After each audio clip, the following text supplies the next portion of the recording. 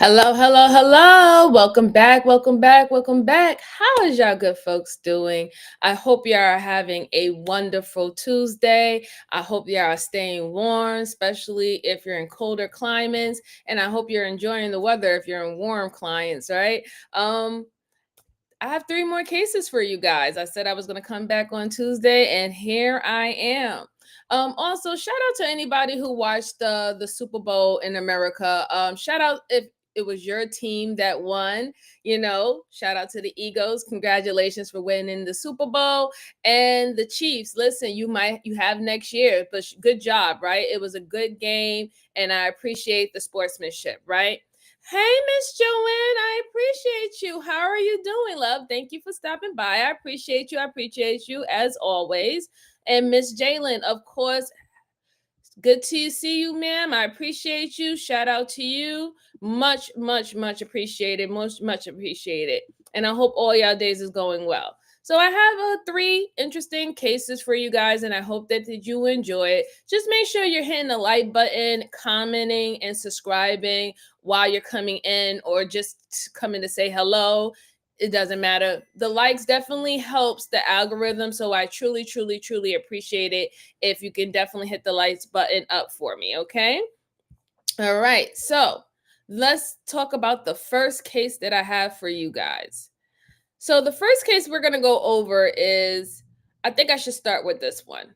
When a teen pretends to hide or play as a victim because he had an evil plan. Apparently, there was a 911 call for the Jackson's family, and it was a young man who was there, who was a part of the family. Something happened to his family, but he was found by EMS as someone who was injured for a potential burglary, and we're going to take a look at it because there's more details that actually happened, and I would love your thoughts on this particular case. So let's go on.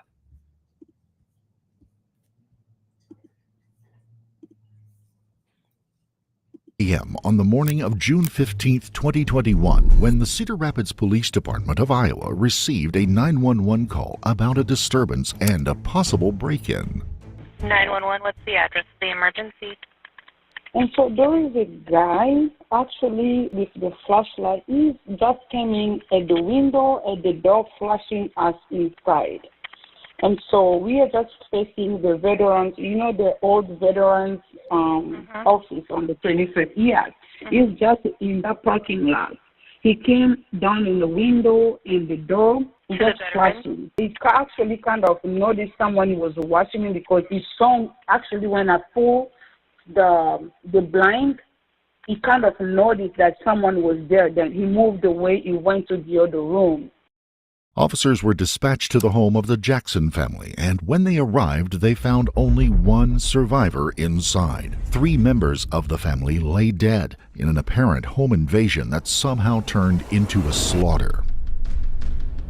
Who's this down here? Hey, who are you? My dad. Is that your dad? What happened? What happened? He came down. There was a man. Who shot your Who dad? else is here? My sister. She's back? Yeah, she's in her room. Is she okay? I think so. What's her name? Sabrina? Sabrina?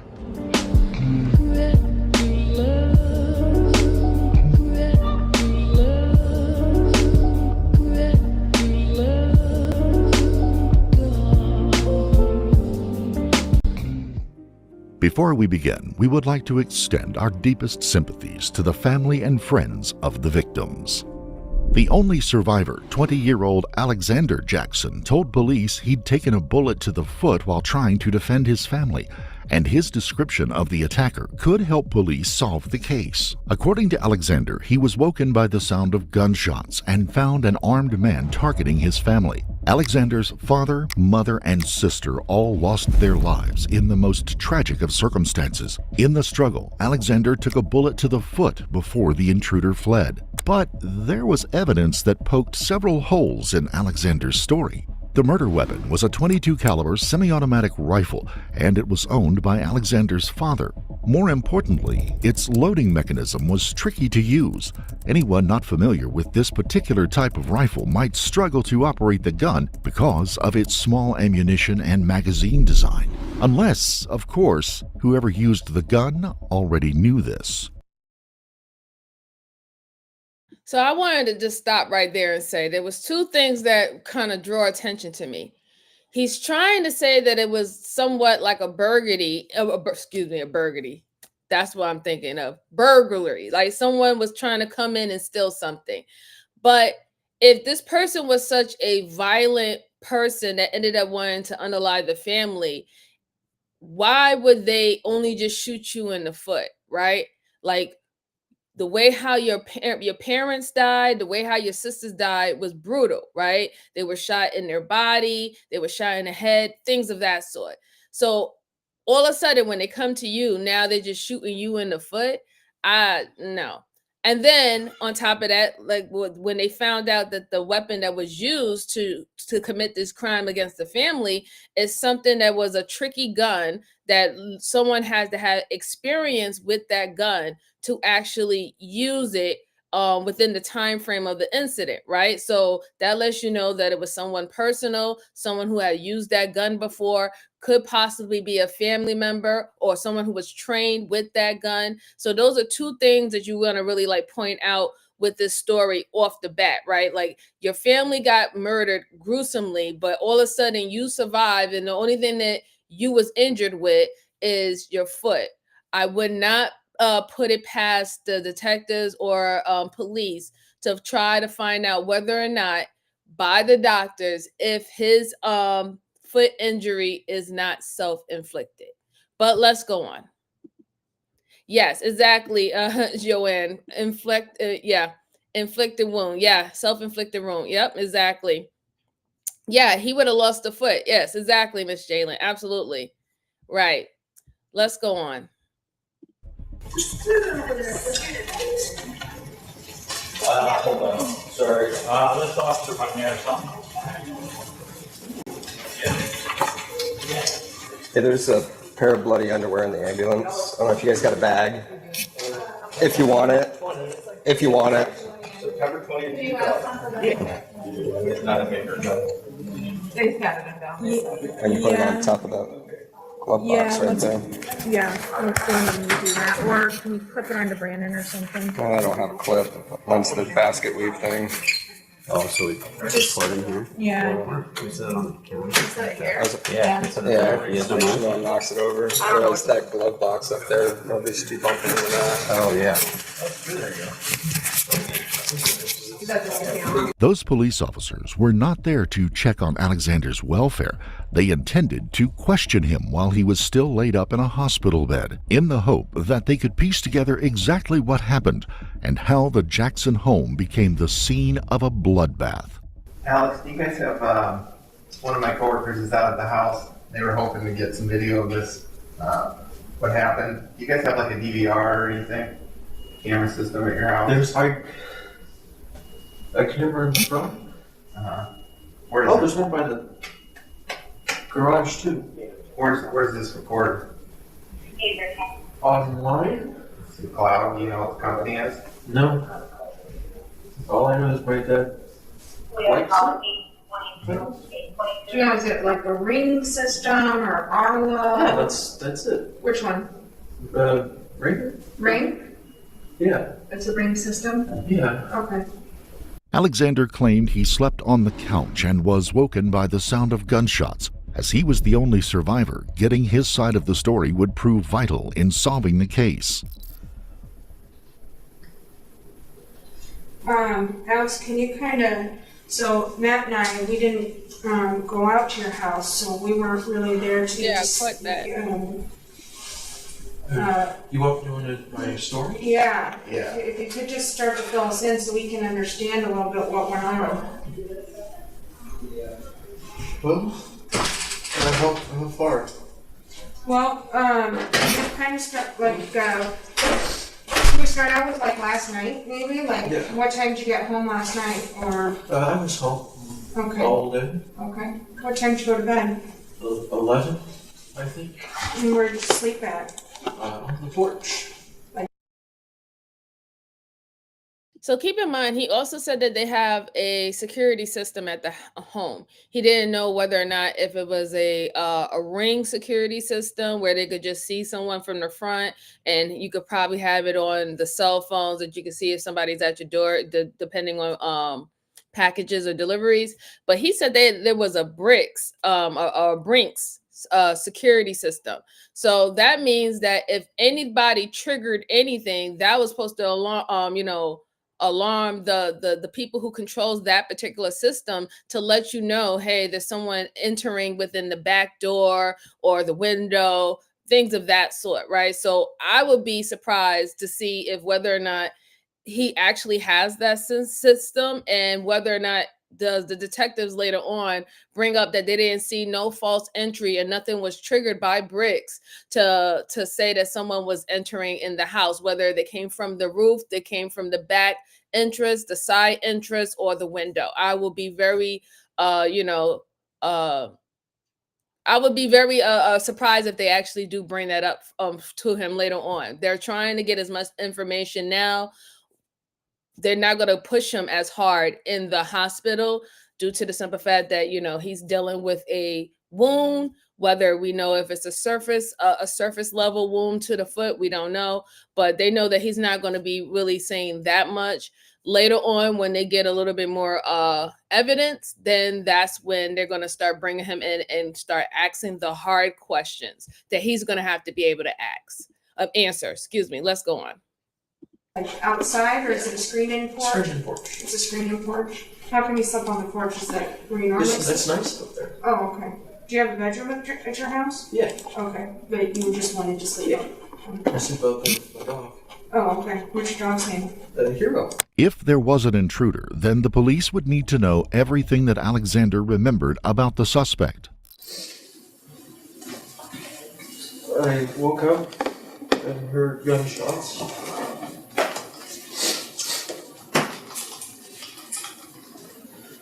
I went inside.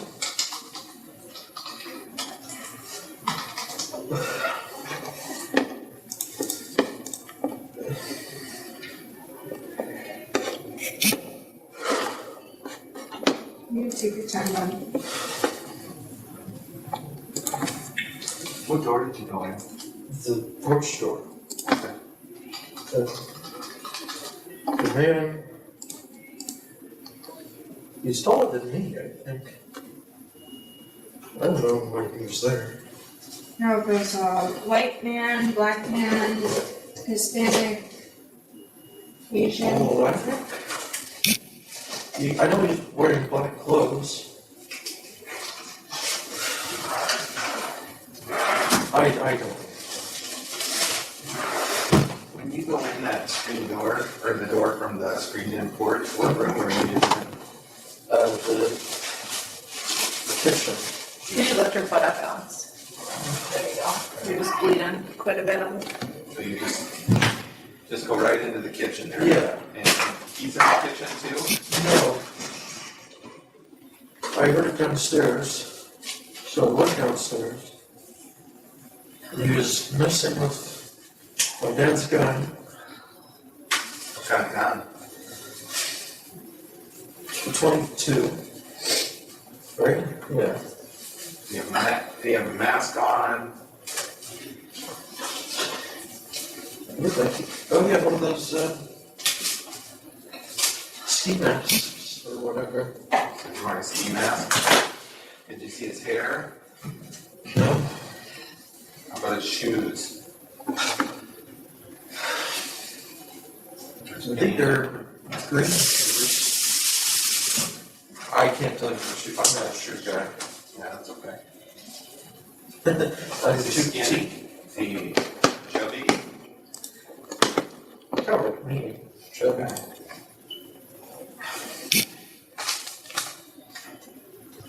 So you went downstairs, he was messing with your dad's gun, and then what happened?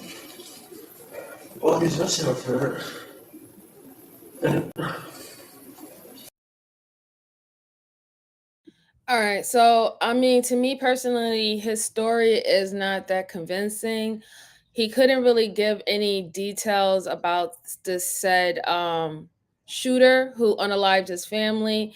And I'm just going to say that I'm not saying that temporary blindness does not happen under extreme stress levels. It does, right?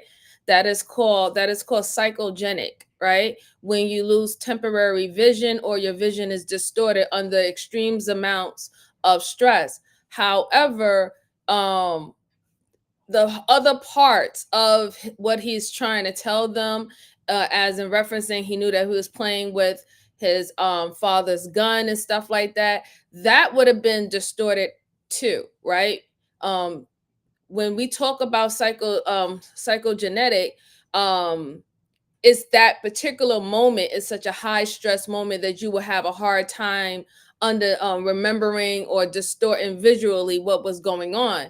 So if that was at the same time where this man that you can't really identify was holding your father's weapon, how did you identify that, right? So that's why there's certain things that is not really that convincing, to as in what he's saying. And I know it's going to get frustrating because, like I said, the detectives, they're looking at it as, okay, this man, this young boy, or young man, I should say, not a boy. This young boy lost his family. He is full of a whole bunch of anxiety, stress, and he's also in pain. So that could be a possibility why he is not really, making a lot of sense, or things are not clear. So they're going to give him the benefit of the doubt now, but we'll see how much they're going to believe what he says going forward. Yeah, I think. You told your dad. What do you think, Dad? I don't know. Well, did your dad saying anything to him? He was on the floor, and I ran at him. Your dad was. You went in College. You're at the guy with the gun? Yeah. And What room are you guys in? it's like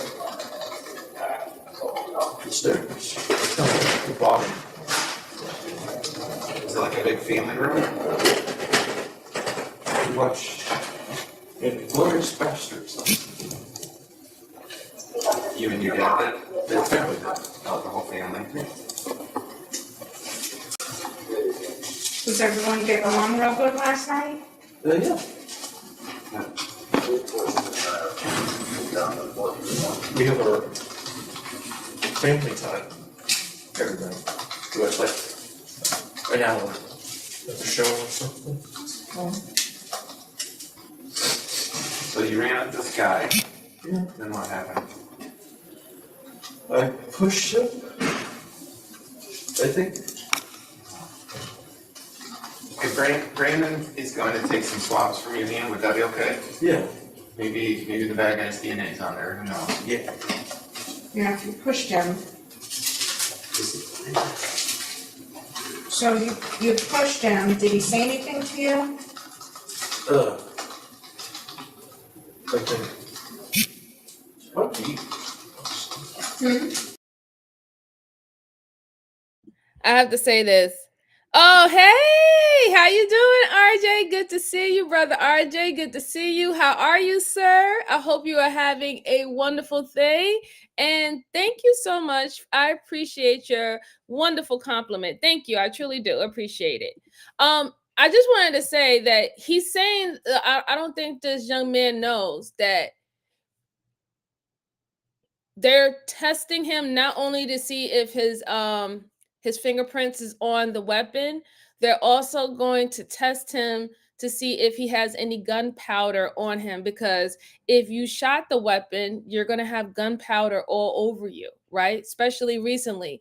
And I'm not sure if he knows that. I think he's just thinking, if they're looking for fingerprints, well, if I say that I was fighting back and forth or tussling with this robber or this murderer that for the gun, and then he shot my foot while I was tussling with him, of course you're going to see my my fingerprints on it because yes, I was tussling with him to get rid of the gun. I'm not sure if he knows that they're also going to test if there is any gunpowder residue on your hands as well.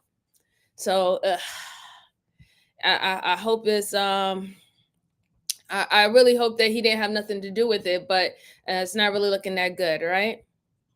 Let's see.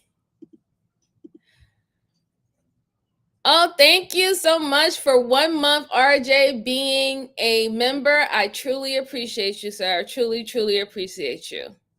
Let's see. OT said, at this point, 60% of the world. What? I don't know. Okay. Thank you for stopping by. All right, so let's go on. Let's go on. Quite deep, push. Quite deep. Yeah, deep voice. Deep voice. Gotcha. What did he say? You. And I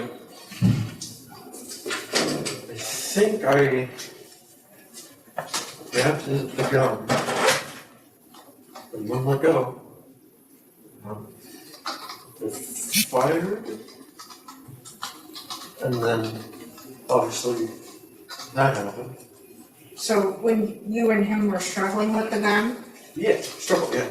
and then he fired it, Yeah, and it shot you in the foot. yeah, so.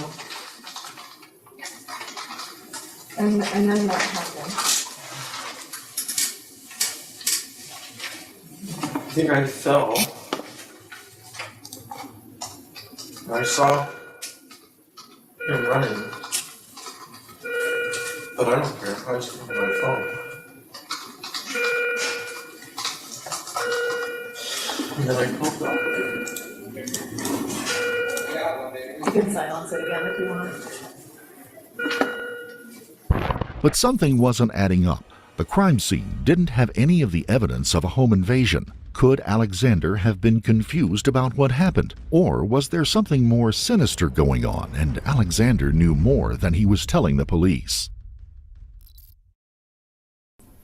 When we stepped out, we talked to our coworkers. They were up at your house. Oh, yeah. You've been through your house, and they've been through the neighborhood, and Alex, the reality is there's not any evidence that anyone else was over at your house. It's okay. It's okay. But there was a man there. Okay. Alex, do you want to tell us what happened? What really happened? Alex, we're not here to judge you at all. Like I said, I went downstairs, and the man was there. I fought him. I got shot. I think he left. I don't know. Alex, that's not what the evidence is showing. What do you mean? Well, like I said, if there had been a person there would be some evidence that he showed up. There would also be evidence that he left, because he's not there now, and there is no evidence for that. No one else was there. Well, he was there. Like Sarah said, we're not here to judge you. Something happened. I'm wondering, did they ask him, put a one in the chat, did they ask him earlier, was he under any form of, substance? Because remember when he started the story, he said that he was sleeping down in the living room on the couch, right? And he said that he was playing with the doll. Did they ask him whether or not if he was under any type of substance or anything like that? And that's the reason why he was laying on the couch and not in his room? Put a one in the chat if anybody heard that. Because I'm not giving him any excuses. I'm just saying if he was under any form of influence, right, or whatever, not hallucinating, then that could be another reason why he believes that he saw someone, right? If you're hallucinating that you see someone that's down there, but that doesn't excuse the fact of what he did. I mean, he was very deliberate, and I'm potentially believing that he unalived his family. He was very deliberate, and he was also deliberate to make it seem like it was an intrusion instead of it making it seem like it's an accident. So that disingenuous part of that, whether people do it because they're fearful of getting in trouble or not, doesn't look good. Doesn't look good at all. But let's go on. Happened in your house, and we're just trying to figure out why. What happened that led to the events today? What caused this? I don't know when I woke up in the morning. Okay. And I know it's hard to talk about. Okay. And but sometimes That's a male, when RJ. people don't talk about it, they feel a lot of pressure, and then when they can kind of talk to somebody, it relieves that pressure, and you don't feel like you have the weight of the world on your shoulders anymore. You know what I mean? Have you ever felt that way before? Okay, I guess. You haven't? Did you say you dropped out of Iowa? Did you say you dropped out of Iowa? Yeah, No, he's on summer break. Oh, on summer break. yeah, I'm taking a break. Because I was looking for a job. How does your dad feel about your career choices or life choices? I guess he wants me to more zero in on what in business, but I was going to give that some thought this summer. Have you ever had any problems with them?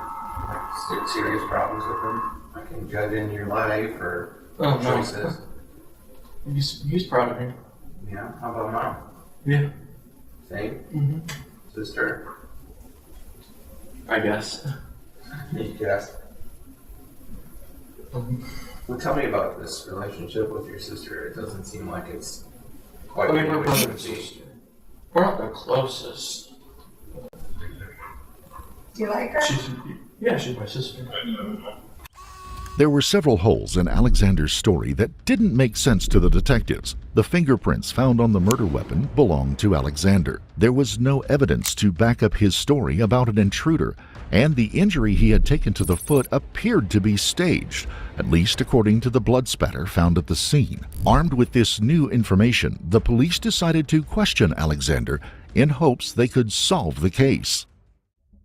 What Alexander didn't realize is that the detectives had obtained the footage from a surveillance camera attached to the front door. With this footage, they could get a more accurate description of the alleged intruder, but what they found instead would blow his case wide open and prove Alexander wasn't being truthful as he claimed.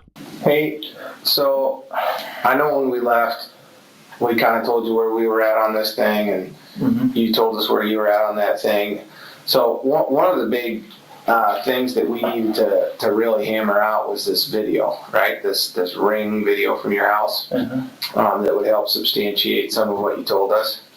And I talked to my guy Jeff. He does all the forensic or digital forensic type stuff, phones and computers and cameras and things like that for us. Good news, he did a search warrant for the ring and got it back.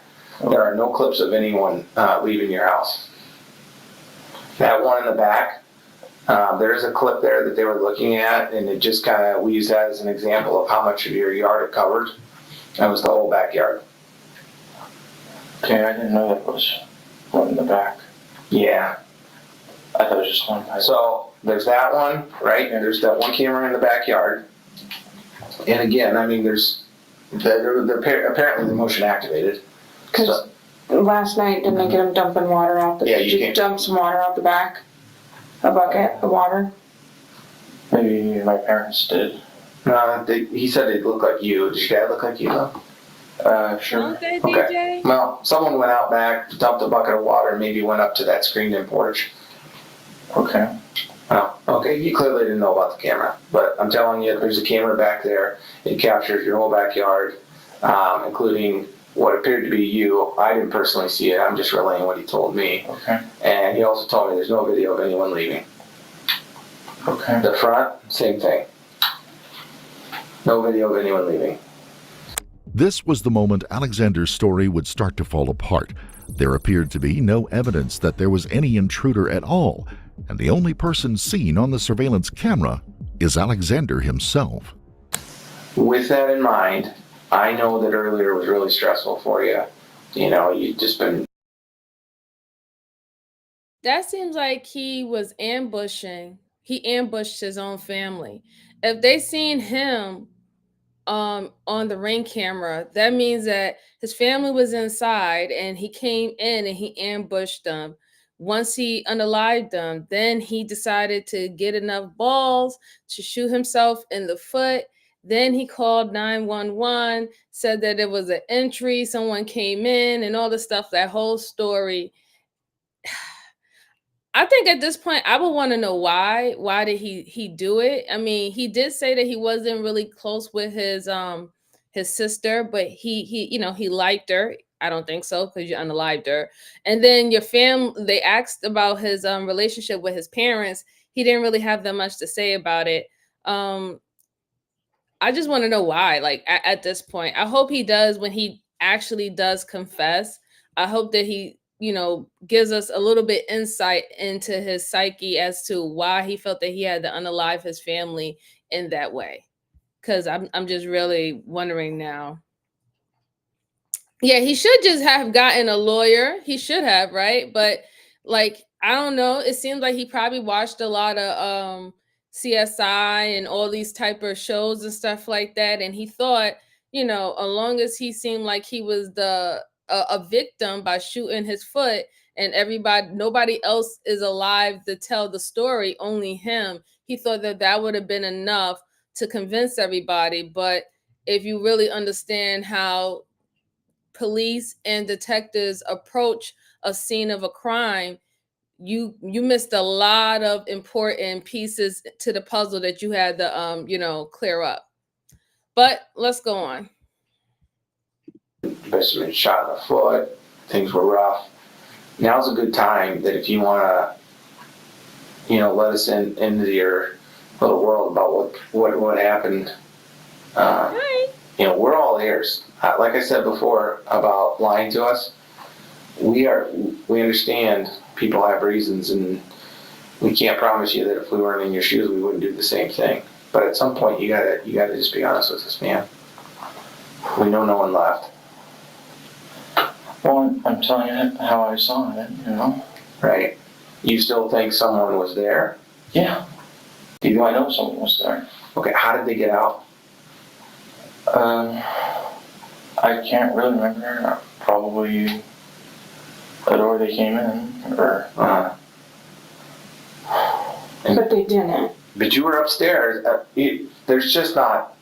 We have you have video. Your dad has videos on the front and back of the house and on the garage. The only exit and entry points. Did you and your dad wash cars yesterday? Yeah. Okay, how would we know that? Because it's on the camera. Yeah. Right. So what we're seeing is, like Matt told you, the videos come back. He expedited the search warrant since we're investigating a homicide. Okay, so it got back quickly, and nobody left your house after this shooting had happened. All right. What time do you think you woke up yesterday? Or today, I should say. Was it 8:12 when you said that, or you called 911? 21. 8:21? Mm-hmm. I'm sorry, I may have gotten that slightly wrong. But when I called? Mm-hmm. Okay. How long before that did you wake up for the day? Maybe 5 to 10 minutes, I don't know. Okay, so conservatively we could say you were asleep till at least 8 a.m.? Yeah. Okay. If Alexander hadn't figured out the detectives knew more than they were letting on, then he was about to, when he's confronted with the evidence that proves he's lying to the police about the events that took place right before the murder happened. So who's using your phone at 6 a.m. to get on social media? Who's using your phone at 6 a.m. to get on social media? Maybe me. Oh man, he's not doing a good job, but you could definitely tell that he's nervous. I don't know if you guys can see the actual video as clear as I do. But while he's there trying to figure out what else he's going to say that's going to make sense and make the detectives believe him, he's twirling his wrappings, like from his injuries. He's twirling his finger. That's a nervous reaction. It's also to make him calm. There's a reason why he's not twiddling or showing that he's twiddling around this wrap, right? This little wrap thing that he has on one of his injuries or on his gown, is because he's using it as for him to keep his control and to make him still feel calm and not full of anxiety, right? So he's doing it under necessarily under the table that they can't see it, so it's keeping him calm so he can keep his voice leveled. I don't really think that he's he's not prepared to do this. He didn't really think this all the way through. He thought that he covered everything, and he didn't think that they were going to be looking at his whole activity throughout the day before even the incident occurred, and then afterwards. He didn't think that they was going to look at the activities of the deceased family members. He didn't think that they were going to look or probably even ask the neighbors if they seen anything, if they heard anything. Did you see someone in the backyard? He didn't think of any of that. And you could definitely tell that he didn't. And he should have got a lawyer. He should have got a lawyer if that's the case. Let's see. Is there gold? I'm sorry if I'm mispronouncing your name. He said, I swear I watched this so much. Shutting up. Yeah. yes. I agree. Lawyer, memorize it. Yes. I totally agree. Absolutely. Zuzana said that is no teenager. I could see his. Oh my God. I don't know. I think that he's a young man. Not necessarily a teenager, and if he is a teenager, he's definitely at the end of being a teenager. I'd say probably like 19, about to be a 20-year-old man. But let's go on. I don't know. I don't remember. How could you use it at 6 if you were asleep till 8? You see what we're saying, Alex? It's time. Alex. It's time to just. Not the point. The gig's up, bud. No one left. You're awake much earlier than you called. Okay, because you're brainstorming how to get your ass out of this trouble you're in. That's clear. In addition, we know when people were shot in that house. We know that it's not physically possible for someone to get. When you heard shots, you said you told us earlier that you'd heard maybe 10 shots. Something like that. Sure. They're just in a row, like 1, 2, 3, 4, 5, 6, 7, 8, 10 or whatever, in a row, all one little burst. No. Maybe some bursts, but not in a row. Okay, tell us about that. I was just in like a few bursts or something. Yeah. How long are we talking about? 10 seconds total, or 5 seconds, or 2 seconds, or 10 minutes? A minute, maybe? So there's a little gap, and there's like a minute. I totally agree with that, ML. Thank you for stopping Yeah, by. let's say 10 shots in a minute or something. Okay. So over a minute, there's about 10 shots. Yeah, sure. Okay, so in that minute, when did you wake up? You clearly woke up after the first shot. Otherwise, you wouldn't guess there was 10, right? Or what you perceived to be the first shot. Sure, yeah. Okay. Came in, went straight downstairs. Well, how's the bad guy supposed to get past you upstairs to kill your mom? And then come back downstairs only to be standing down there when you get down there to confront him.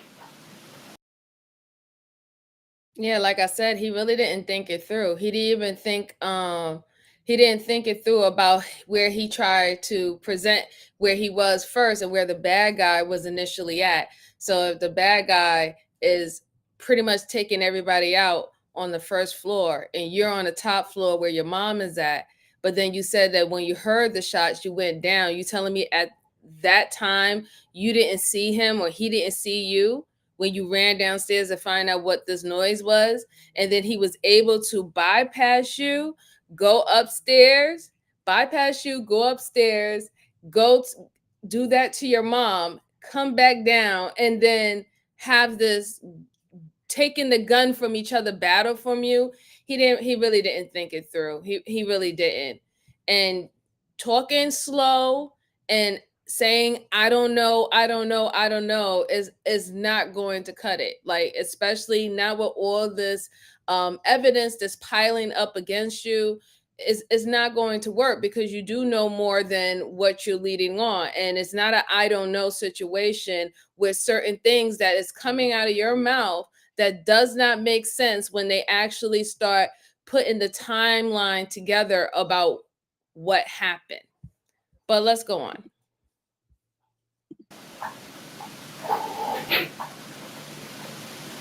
Well, maybe I was kind of a bit slow about getting downstairs, but that's... He was or you were? I was, I guess. Well, let's just say that we've hammered out every detail. We took into account your theory about a ski masked intruder coming in with the worst description on the planet, and we gave it due diligence. Okay? I told you we went into this, and there was nothing about this story that seemed like it was an intruder, right? But you didn't want to change your story. You wanted to stick with the intruder. Yeah, and we wanted to be thorough. And we wanted to be thorough in the really, really off chance that you were telling the truth. Your body language and your story told us nothing that was true. Okay? You were having a tough time. And I know why. And the why's a pretty good reason. Okay? You got a lot of baggage dealing with that family. I get it. We all know about it. We've talked to your friends. We've talked to friends of your sisters. You know, we understand the baggage of the weight that you're under.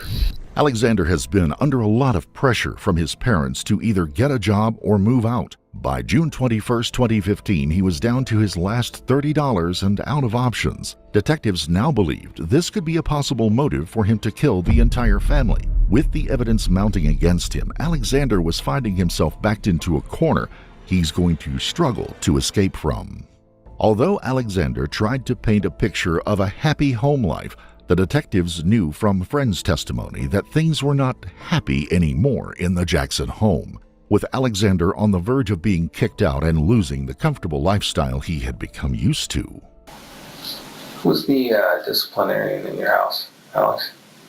If you get in trouble, who's the disciplinarian? Either parent? Either parent, it's not mom. It's either a parent. The people we talk to seem to think it's mom. They do? They do. And you know it probably is too.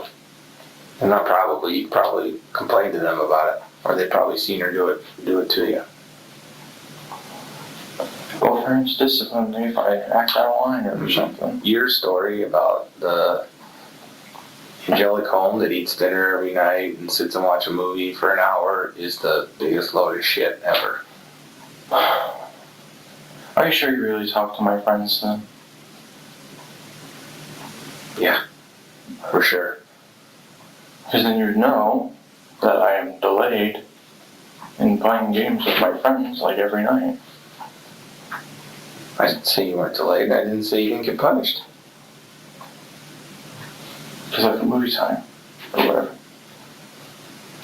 Because of family movie time? Yeah. Why don't you watch the whole movie? Why'd you only watch a little bit of it? Because we just do like an hour a night. Pretty much. Do you enjoy it? Yeah. It's family time, so. Well, so? Well, Mom could force me to sit and watch a movie for an hour every night too, and after a while I might resent her for it because I want to hang out and video game with my friends. Doesn't mean I would enjoy it. Well, I enjoy it, especially if it's a good movie. You guys do puzzles together? Yeah. Yeah? Well, like board games, like Life and Yeah. card games. Were you helping put together that puzzle downstairs? That's my sister's thing. She likes puzzles. Yeah. You never did them with her? No, I'm not really a puzzle guy.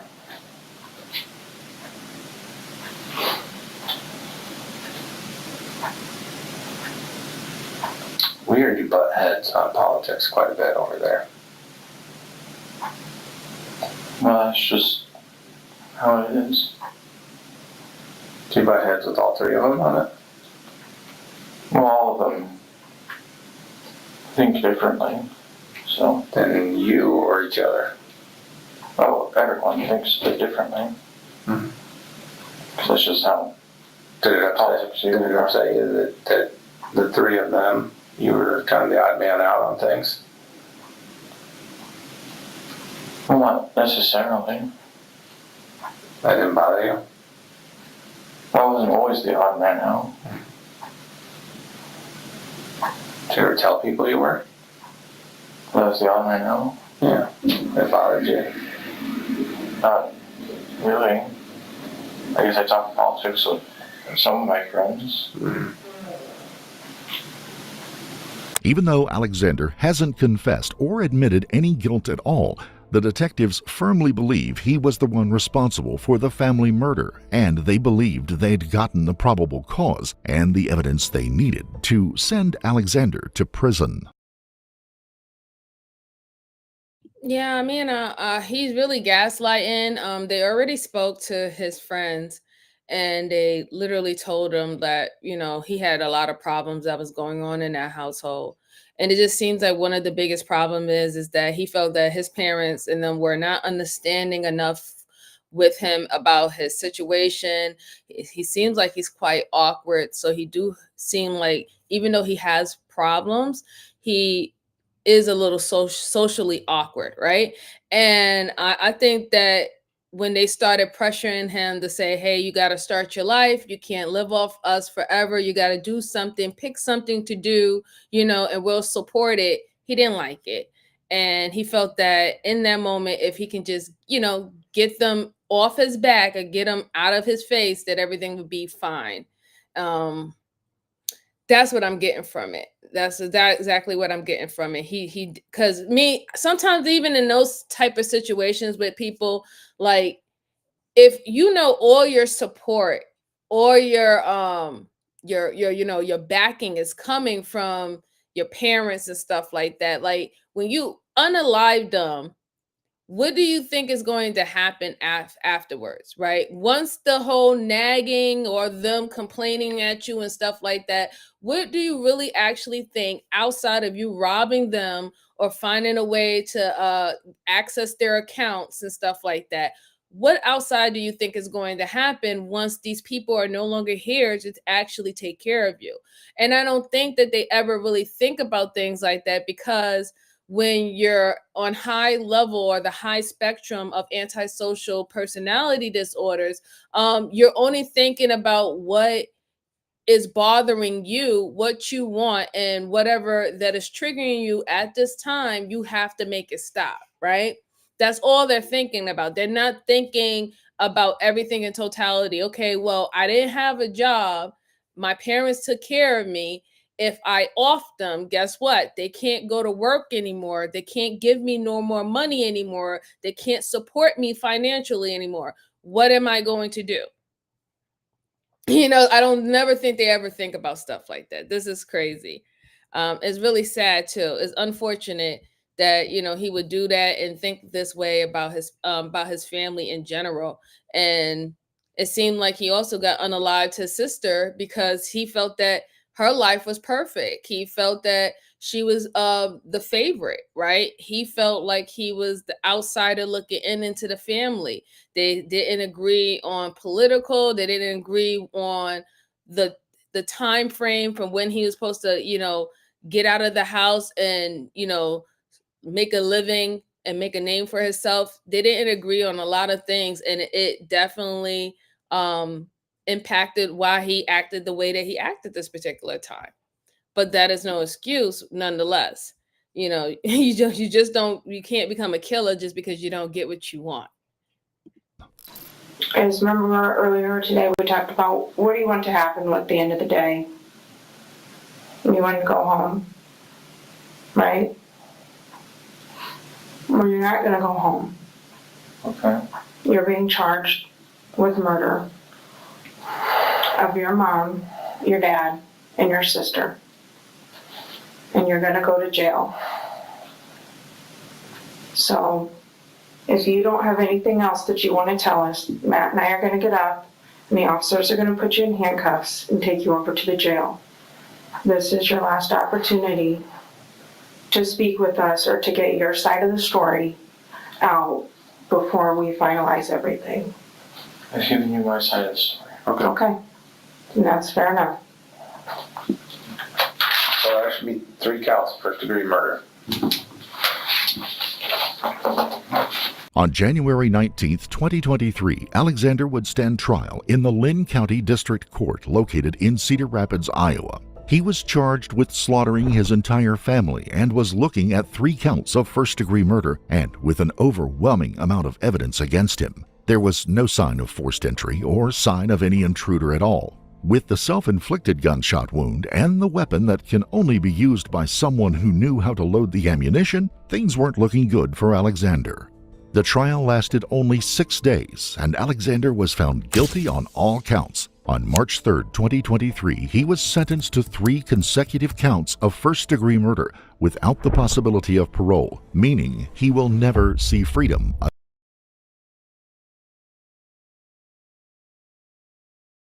And I don't feel bad for him whatsoever.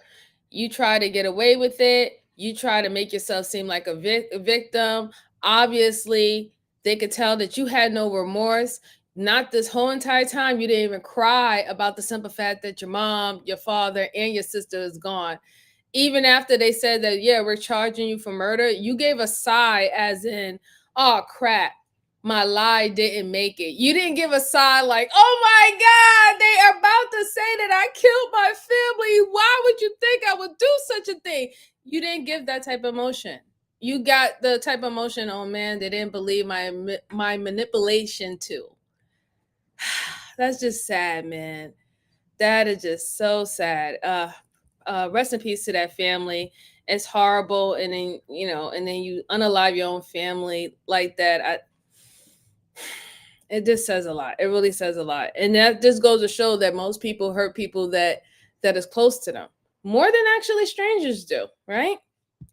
All right. So the next case that I have for you is when someone pretends to seem shocked after looking at evidence that will pretty much let you know that they had some involvement in this this particular case. And we're going to look into this now. So shout out to everyone who's still participating. Please hit the like button for me. I truly do appreciate it. It helps me stay in the algorithm so I can continue reviewing these cases with you guys. And also, please participate in the chat. It definitely helps the chat in the channel with the good commentary that's going on. All right, so let me just pull this up and we're going to take a look at this case together. Here we go. You had to get with it, buddy. Sir, what do you want me? I'll tell you anything. I don't know what happened. What? Oh my God. What aren't you telling? Well, there's nothing I'm not telling you. I did not kill Brad. I did not kill Brad. Did your wife kill Brad? Oh my God, no. Dude, what the hell's going on? Oh.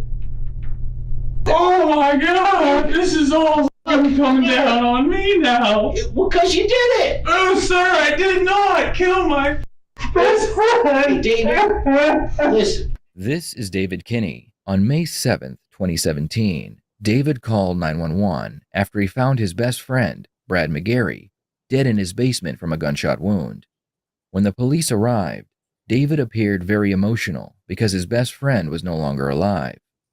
An investigation into the crime scene showed police that Brad had not taken his own life because no weapon was found near the body. They also noticed that expensive items were left around the body, so they ruled out robbery as well. With little else to go on, The police began looking into David to see what they could find.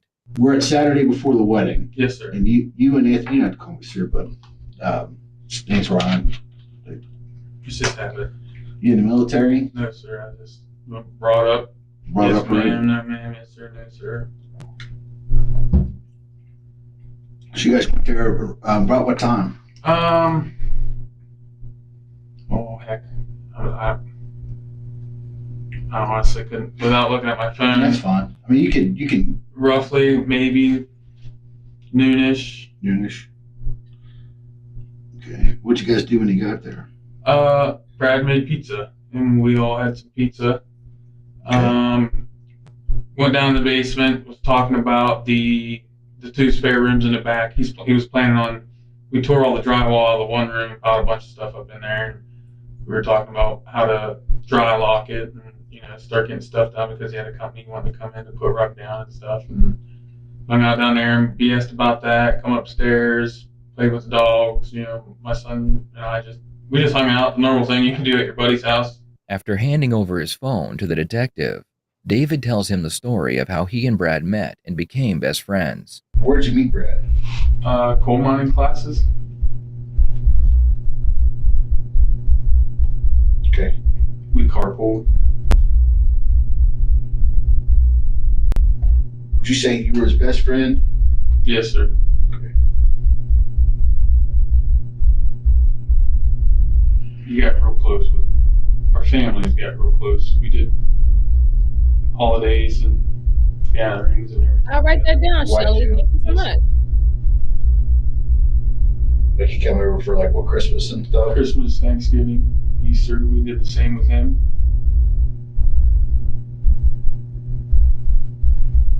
What's your kids calling? Uncle Brad. Oh, it's gonna be hard on him.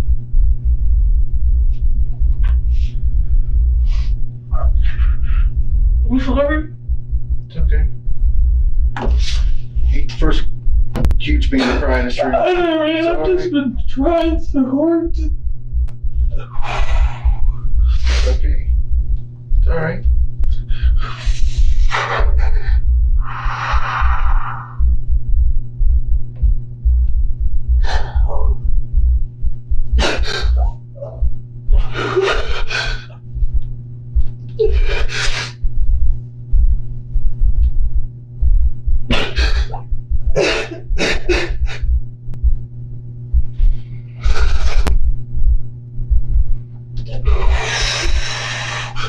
Take some deep breath.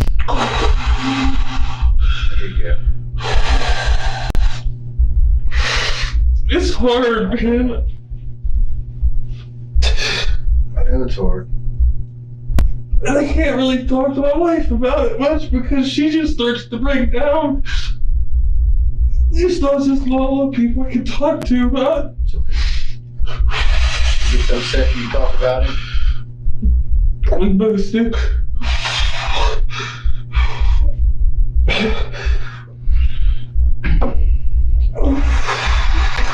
We get you spectacular.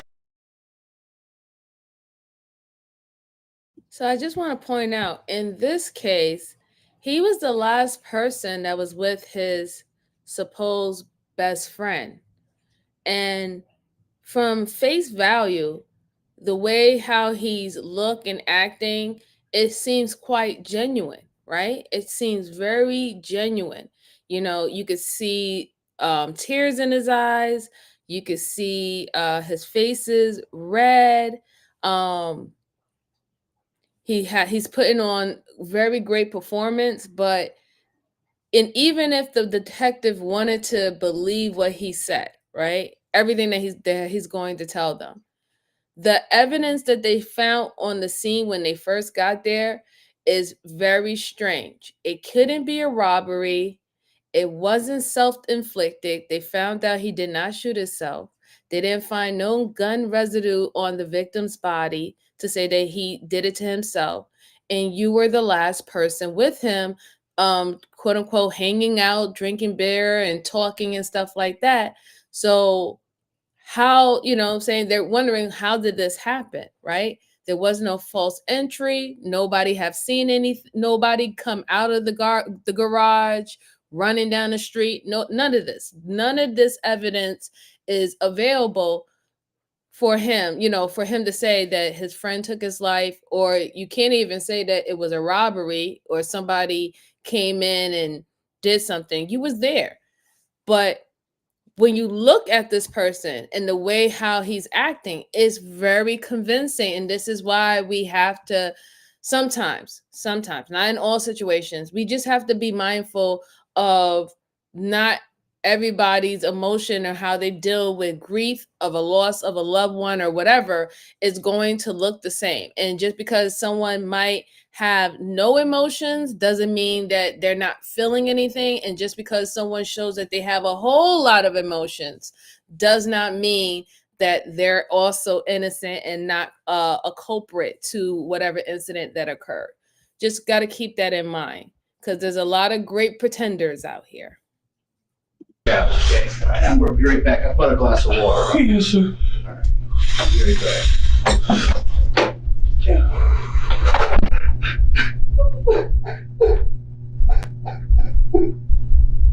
The detective leaves to get David a cup of water, and while he's gone, he's able to check David's phone. David had deleted text messages he sent and received from Brad. The police were able to recover these messages, and it appeared that David and Brad might be more than just best friends. You guys are pretty close, weren't you? Yes, sir.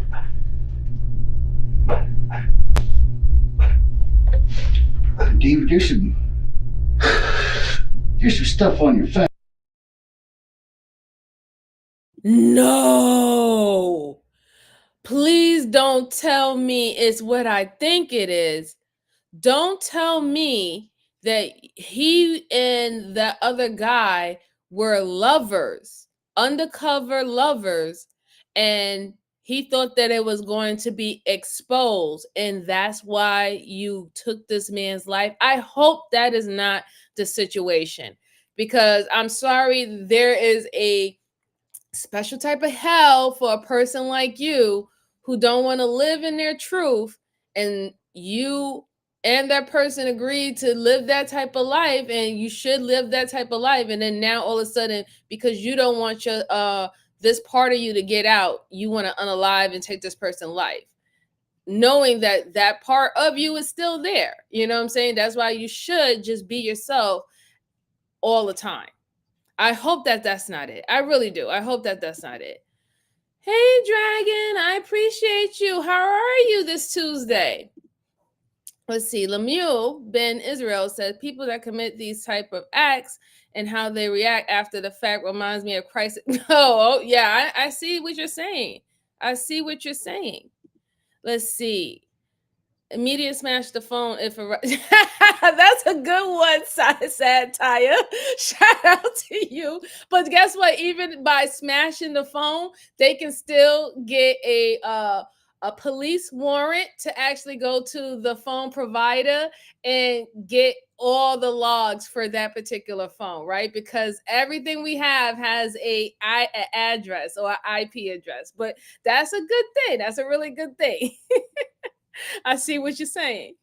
Oh, thank you, Shelly. I appreciate you. Yeah, it doesn't help kids. Yeah, it really doesn't. Because they can still get the info. That's what all these phones and metadata and all this stuff. That's what it's all for. It's all a logging system. They have files beyond files beyond files that they can always go back. And you also have to remember, guys, police has the ability to put in a warrant up to 10 years of history on any of your information, whether it's your computer, your phone. They can go back digging as much as possible to get whatever they need to do to use it to get it at a conviction. So just keep that in mind, okay? Let's see. I'm doing well, Dragon. Thank you so much. I appreciate you. Let's see. Joanne says the Beast with Two Backs Shakespeare reference. I love your mind, Joanne. Shakespeare is one of my favorite, and especially Lord Byron. Lord Byron, because I love his love poems. That was my favorite though. Leo Morgan said he would have had the fact. Let's go on. It's a little questionable here. Yes, sir. How close were you and Brad? Very close. How close were you guys? We were very close. Define very. My best friend. Did you guys have sex together? There's a few times in the past where, he's attempted a lot, and we've kind of fooled around a little bit in the past. It's okay. Hey, look. I'm being old. What year is it? Well, this is 2017. This is between us, okay? Yes, sir. But there's some stuff on your phone. Did anybody know about you guys? My wife doesn't know that we fooled around before. I mean, that was. When was the last time you guys fooled around? It's been a while. It hasn't been recently. I know that. Is that what's on your phone? The video you took of the guys having sex? Is that Brad and you, or? The video I took. Yeah, it's on your phone. I know. The machine we use is. Yes, sir. I understand. It brings all of the devices and stuff. Well, it sucked the whole phone out. Yes, sir. Even stuff you deleted. Yes, sir. I understand. So there's some text messages too. Yes, sir. I understand. And another tip, guys. Another tip. A lot of people who get caught in this, suspects, right? They'll say the yes sir, no sir, right? And the reason why, I'm not saying that people are not brought up that way, and shout out to all the people who are brought up that way, where you say yes sir, no sir, you initially give the bare minimum of respect to whoever you're addressing. But they usually do that because they want the detectives in them believe upright that they are, not only do they respect them, they respect their mindset, they respect their intelligence, and that they're being forthcoming for everything that they're saying to them. That is a manipulation tactic to act like you initially have respect for someone when truly you think that you're actually smarter than them. And that is when manipulation comes in, because you have been able many times before outside of this situation to get people, or it's been able to influence people to do what you want or to believe what you have said to them. So just keep that in mind, okay? Let's go on. Kind of sounds like you and Brad were boyfriend. Oh, no, sir. We weren't boyfriend. It was. Hey, kind of a shock to us. See you. No, his wife does not know that. He just was telling me when I was getting your water in here. No, I understand. Oh, you welcome. Tell you, I appreciate you. Bud, when's the last time you had sex with him? We never had sex. We would just fool around with each other. It's nothing to be ashamed about. Are you ashamed about it? No, sir. But what? Well,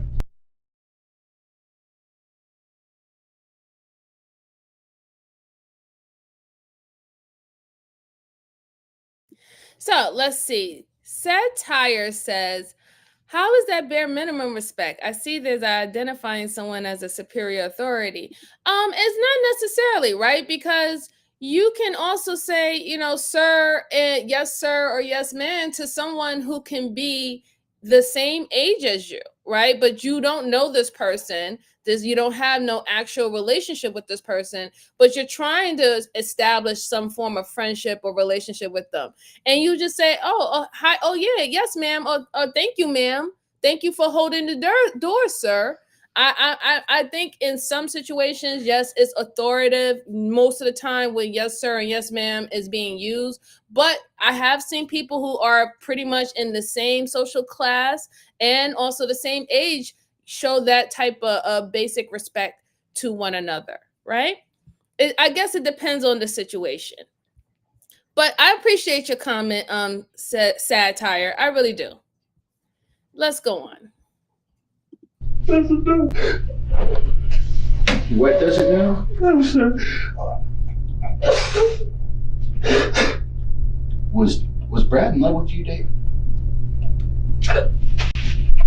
No, I couldn't tell you that he was in love with me. I mean, we did the whole, all right, bud, love you too kind of thing. Like, you could ask my son when we left Saturday. It was... There's a used condom in his trash can that's going to the lab. Yes, sir. I got a feeling your DNA is going to be on that condom. Oh, no, sir. No? You sure? Yes, sir. Never? No, sir. When was the last time you guys did do anything together?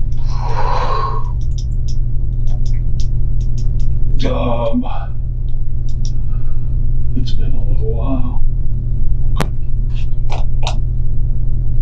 Almost a little while. Months, weeks, days? Weeks, maybe months. A month max.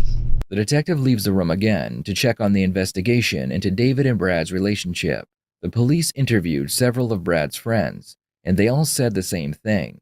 They claim that David and Brad were in fact in a very serious relationship. This information contradicted what David had said, so the detective confronts him about his lies. David? Yes, sir. We got some problems, bud. What's that? You know, I sent out 5 detectives today, and yes, sir. Larry PD and everybody, and they interviewed a bunch. Yeah, even before the detectives start questioning him, I don't really believe what he said either. He's saying that, oh, we haven't been, I guess, intimate with each other within a month, but you was just with him. So, we all know that just sexual intimacy is not the only thing that creates or form a strong relationship, right? It's spending time with each other, quality time, understanding people's experiences, pretty much supporting them to get over their insecurities. There's a lot of things that is included when you create special bonds with people. So I don't believe that aspect of him just saying, oh, we haven't been sexual. I don't buy it, because if that was the case, then he wouldn't have deleted the messages. You made sure to delete the messages before you even called 911. You wanted to delete any form of you being intimate with this man. And then you literally had your wife sitting up there right next to you saying, oh my God, your best friend died. Oh, I'm so sorry. He committed suicide. And she possibly doesn't even know that that was your lover. Man.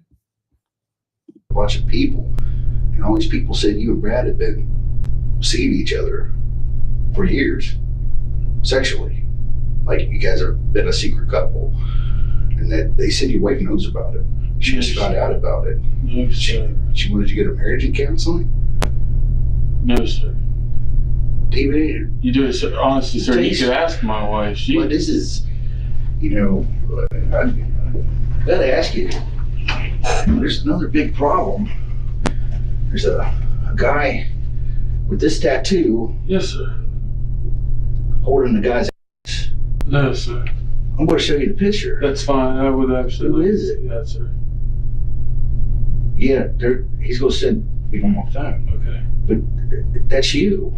I've never recorded or anything of anything I've had. David, that's your tattoo. There's a picture on my phone. How you doing? How you That's doing? your tattoo. Yes, sir. That's my tattoo that you're talking about, sir. But me and Brad never had.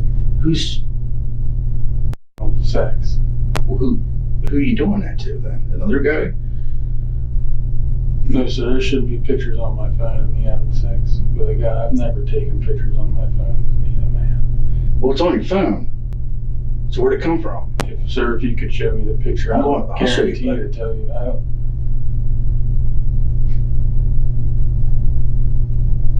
Were you in Belair at all the day this happened before your car showed up? The day it happened before? The day of the murder. Were you in Belair at all? Yes, sir. I told you that when the text. Before it happened? Yes, sir. Oh, God, sir. David, relax. We're just talking. The detective questions David about other inconsistencies in his story. Why didn't he tell police about his relationship with Brad? And why did he go to Brad's house when he knew he wasn't home? Tell me about that. I just drove by his house to see if he was home yet, because we were talking. Did you get out of the car or anything? Did you get out of the car? No, sir. David. David. Look at me. It's still starting to look. Yes, sir, I know it is starting to look pretty messed up. Listen, me and Brad pulled around. Look at me. Look at me. Oh my God. Look at me. Oh my God. Listen to me. I've seen things go crazy. And this is a very... Yes, sir, I understand. Yeah, I'm about freaking out too. Listen. Oh my God. Look at me. Okay? Yes, sir. The way this is cooking out, it's not making you look too good. Oh my God. And then I need you to tell me I'm being honest. You're not telling me something. You need to No, sir, I'm telling you everything. We have fooled around. My wife knows nothing about it. Me and Brad. Sure, she doesn't know. But I don't know who would have told you that she knows. 4 different people, unrelated. No, sir. Brad told them. No, sir. Brad told them this. No, sir. Brad lost all that weight because he wanted to keep you. No, sir. My wife has no idea about this. I swear. Brad wanted you to leave her? No, sir. He's even told me before, like, I understand you're not going to leave your wife and kids. So you drove by his house, you didn't stop? No, sir. I drove by his house and he was not home. I put it in it. It's in my phone. Sir, I swear to God. Listen, you drove by, he wasn't home. How long were you there? I wasn't there that long. I agree, September. I don't know. This is, oh my God, sir. You're telling me you just drove by. Did you stop at all? I drove by the house. I pulled off. He was not home. We're talking seconds, minutes? A couple minutes. That's it. Yes, sir. I even sat there on my phone. I sat there on my phone. You guys really think? Seriously? I'm not going to tell you I think. I'm going to tell you. David, look at me. I'm going to tell you I know. I knew you had something to do with Brad's death. What else could it be? Oh my God! Oh my God! Yes, sir. I understand how this looks. I've known the man 8 years. Right now, they're GPS in your whole day. I've known the man 8 years. How long you were at that Hey, house. TMKC, thank you for I'm stopping going to tell you by. right now, this is your chance to get in front of this. Yes, sir. You're not the type of guy that would do something like that. No, sir. I would not kill him. There's got to be something to it. There's got to be a reason. Oh my God! I would not do this. I would not do this. David, you're a father? Yes, sir. You're a husband? Yes, sir. You can get in front of this and tell me what the hell happened before I got to put it together. Oh my God! We got it all. It's all on the phone. I know, sir. It's all on David's phone. It's all. Well, we ain't got into that one yet, but it's coming. Everything's going to be in his phone. Yes, sir, I know. All the pictures he sent you, all the things he said to you. Yes, sir. You got some of it on your phone, Yes, too. sir, I know. It's not going to paint a good picture. It's going to put you guys together as being together. Yes, sir. And you were at his house. Yes, sir. At the time of the murder. You were there. Oh, God. We know exactly when he was killed. Yes, sir, I know. You were there when he was killed. No, sir, I was not at his house when that man was murdered, sir. I can't. This is the kind of shit that gets people in trouble. Oh my God, I know. So you had to get with it, buddy. Sir, what do you want me? I'll tell you anything. I don't know what happened. What? Oh my God. What aren't you telling me? Well, there's nothing I'm not telling you. I did not kill Brad. I did not kill Brad. Did your wife kill Brad? Oh my God, no. Dude, what the hell's going on? Oh. David, it's just David, you were there when he was killed. No, sir. No, sir. I put that on everything. No, sir. You were there when he was killed. Oh my God. We got your phone. I know this, sir. I'm willingly giving you. You were there when he was killed. No, sir. No, sir. I was not. You were there. No, sir. Why was your phone there? Oh my God, sir. I was not there whenever Brad was killed.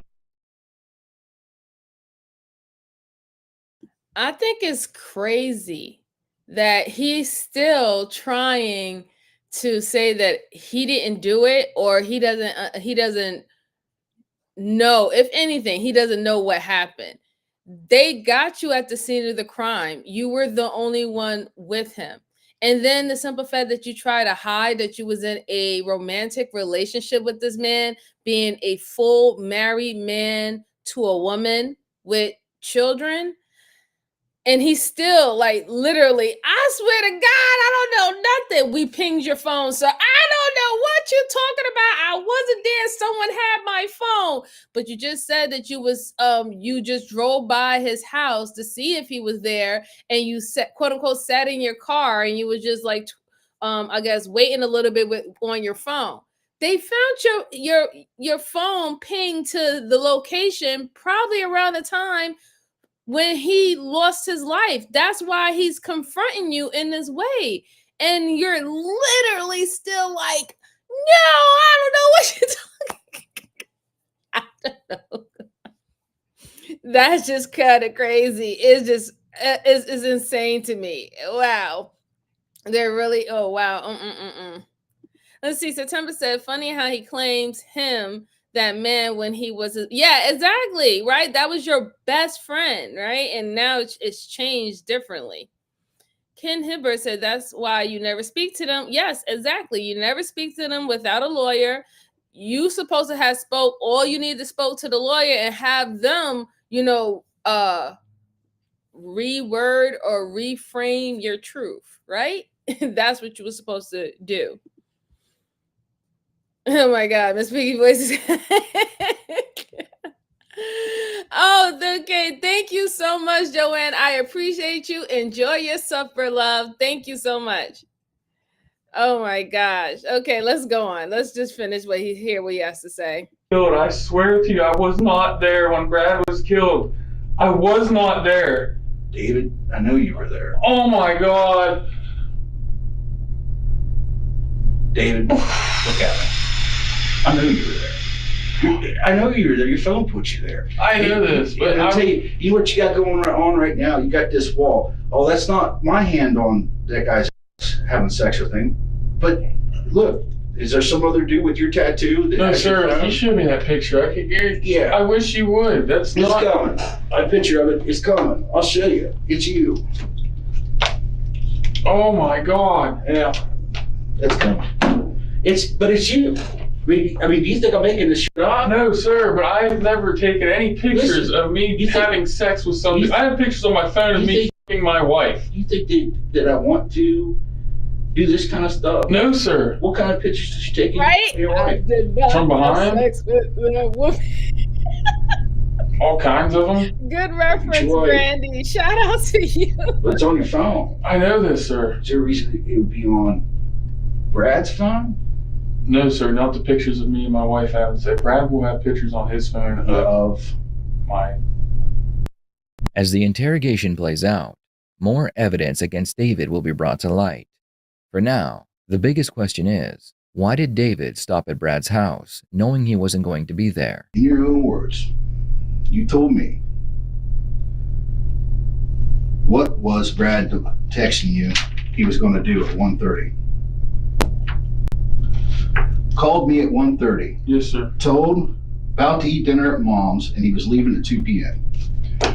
Okay? This is what happens to people in your position when you hide stuff. Yes, sir. Stuff starts to come to the surface. Why, if you know Brad's at his mom's house at 1:30. Yes, sir, I understand. Why are you going to his house at 2 expecting him to be there? Because you've got to know he's not going to be there, because he says, I'm at Mom's house at 1:30. Unless he can fly. No, sir, I understand. Why would you go to his house at 2 o'clock? He told me he would be leaving his mom's house no later than 2. Okay, you're telling me you're at his house? Yes, sir. At 1? Sir, because I even it's texted to him. I stopped by to see if he was home yet. I know we talked. How the hell could he be home? He told me it takes him about a half hour, 45 minutes. He's going to eat at 1:30. So you had already left. You would have already left Brilliant to be on your way to Bel Air and talk to him. Sir, I was in town when we were talking. In what town? I think I might have been in.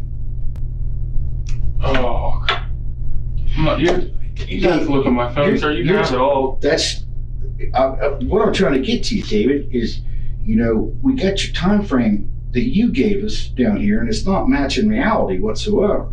It's totally blown out of the water, and that's what happens when you start remembering shit. When you come in here telling tales, you don't, lies are hard to remember.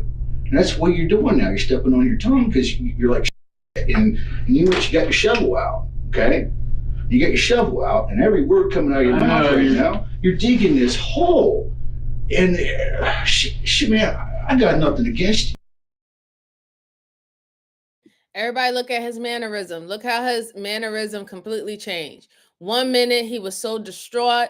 1 minute, oh my God, I can't believe you're trying to say that I killed my best friend. Yeah, we used to play around, mess around with each other. We didn't take any videos of our, our little our schlong and all the stuff like that, and we would send it to each other. I never did that. That's not my tattoo, my arm tattoo that you seen in his cell phone. That's somebody else, right? You doing all this, but look at his mannerism. Now he's defensive. He's defensive now. He leaned back. He crossed his arms. Thank you, Lori. Absolutely, absolutely. He crossed his arm. Even the way how he's holding his face is completely different. He's getting aggravated that it is not flying with this detective. He's getting mad that the time frame and his logic behind why you would show up at his house 30 minutes after he said that he was going over to his mother's house to have dinner. Like, do you mean that was he just going over his mother's house to stop by and say hi? No, he said that he was going to have dinner with his mom. So that means he's going to, spend time with his family. What was you still driving? You left your house at 1:30, wherever he lives at. You left your house at 1:30, maybe even 1 o'clock, to make sure that you got at his house at 2 o'clock, knowing that he said by 1:30, I'm going to be at my mom's. Your time frames let me know that you was trying to be at the house before he got there because you was trying to ambush him. Plain and simple. Plain and simple. You was trying to ambush him. And that's why you left early. That's why you were seen at his house, knowing that he went over to go see his family members. And then did you see his face? You could literally see his face. He's like, I'm getting upset now. The waterworks didn't work. The screaming, oh my God, none of that worked. And then now y'all figuring out my time frame. He's getting upset. He's getting upset now. Let's go on. You whatsoever. Matter of fact, I don't want to see you in this position. You love this guy. Yes, sir. My family, my kids. You love Brad. Yes, I'm going to tell you something. A guy like you stop me if I'm wrong. If you didn't love Brad, you would have never fought with him that way. Because every time you did, what did you risk? My marriage. And? My kids. Everything. Yeah. Are you the type of guy that does that lightly? Because I don't think so. No, sir. I don't think you're the type of guy that risks his entire family over nothing. No, sir. So you must have really loved Brad. Yes, sir. Me and Brad were really tight. Very. Yes, sir. I would not do this to him. I would not do this What's to him. going on with all these lies you're telling me? You're telling me one thing and then now, oh no, it's this way, it's this way, it's this way. You're digging this hole for yourself. Now listen, I'm the type of guy I'm going to tell you, there ain't no reason why at the end of our day today, you don't go home with your family. Do you understand? Yes, sir. Unless I'm wrong, are you the type of guy that's dangerous? No, sir. No, sir. I've never been in any kind of trouble. Well, I know. I check out everybody I talk to. You're what we call citizen. You ever been in trouble before? You got a concealed carry. You're a good dude. It happens. And I'm going to tell you something. Sometimes when bad shit happens, people panic. Okay? And I don't have a clue what happened there. The only thing I could tell you, in my opinion, whatever happened there was pretty quick. It doesn't look like it was nefarious. all the drawers pulled up and nothing stolen. What's it tell you? It seems that the detectives is trying to say, they're not trying to say that he's innocent. They're trying to give him the benefit of the doubt to actually tell his side of the story. So instead of him getting first degree murder, he can get second degree murder, because we don't know as if he went to go actually speak to the guy and they got in an argument or a fight, and then at that particular time he ended up unaliving him. He got scared and he didn't want to, be pinned for his unaliving. So he went and ramshacked the garage to make it look like somebody came there or did something, or probably even positioned the body or the gun to make it look like it was self-inflicted.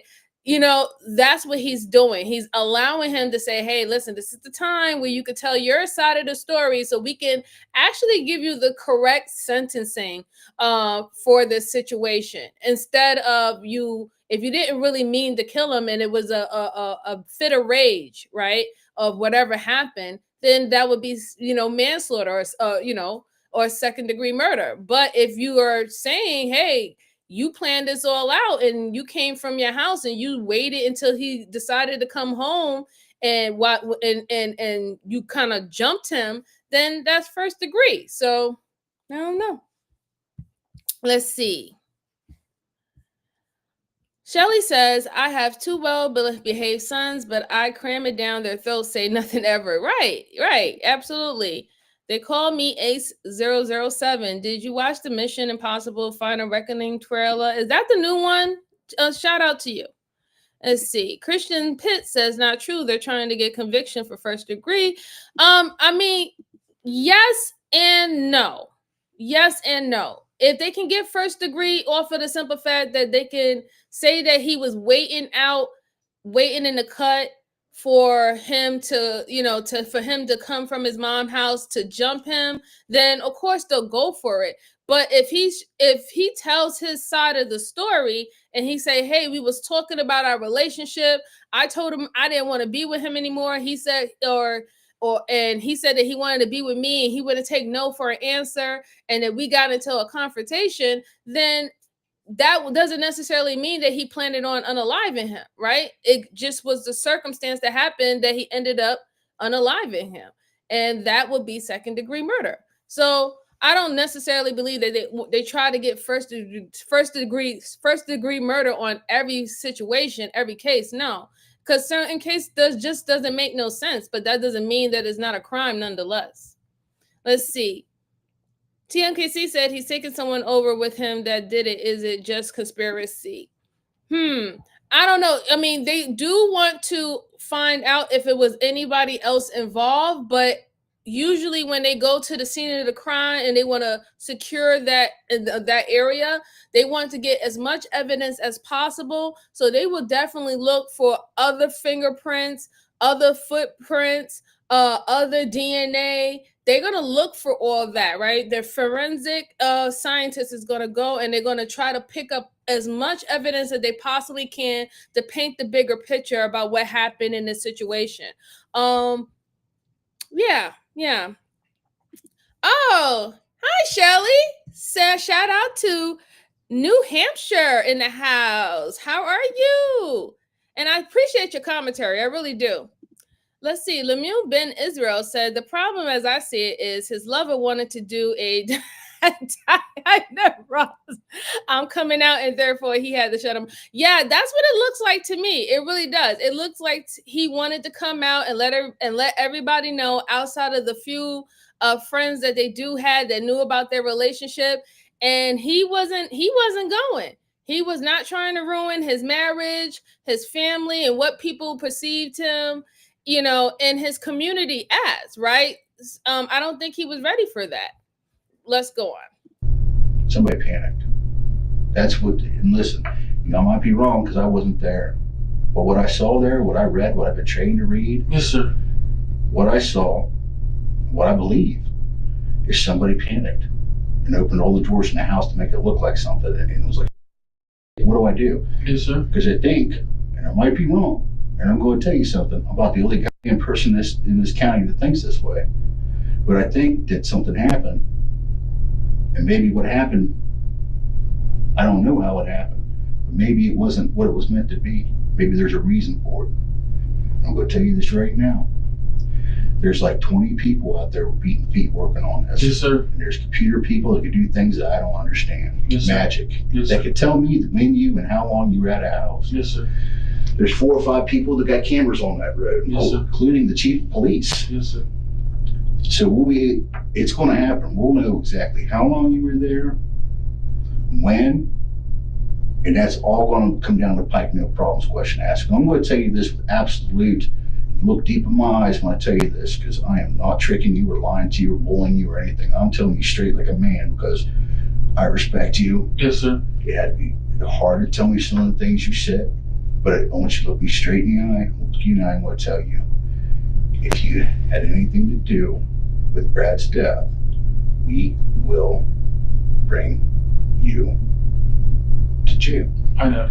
So listen to me now, and listen to me good, like you never listened to anybody in your whole life. You understand? Yes, sir. Okay?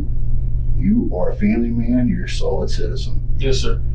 Sometimes it happens out of the blue. Something happened, and see, this has been bothering me the whole time. I'm looking at this. Brad's just standing, and now he's down, out of nowhere. Yes, sir. So that tells me it was somebody he knew. I'm going to tell you something. This is, I'm probably going to get a lot of grief over this, but I got a theory. I think it might have been an accident. I think that maybe somebody was around, accidentally shot him, and then panicked. Didn't think anybody believed him. And call me crazy, but that's what I believe. Yes, sir. I understand. I did not shoot. Brad went down quick. I'm going to tell you something. Yes, sir. Think about it. This is the most important moment in your life. Yes, sir. I know. I'm about to lose everything, I feel like. David, you are going to lose everything. I'm going to tell you that right now. You are going to lose everything. You're going to lose your wife. You're going to lose your kids. You'll lose the rest of your life. Look at me. Don't do it for a mistake. You got a chance to come clean and tell me what they have. Shh, look at me. Look at me. We're past there. Because me and you are close now. You understand?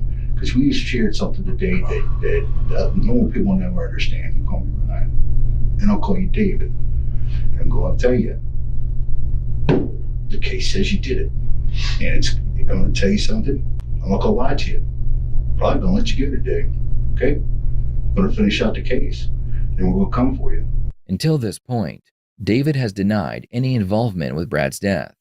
However, he can't explain why he was at Brad's house when he knew Brad wasn't home. The detective gives him a way out by saying he believes it was an accident.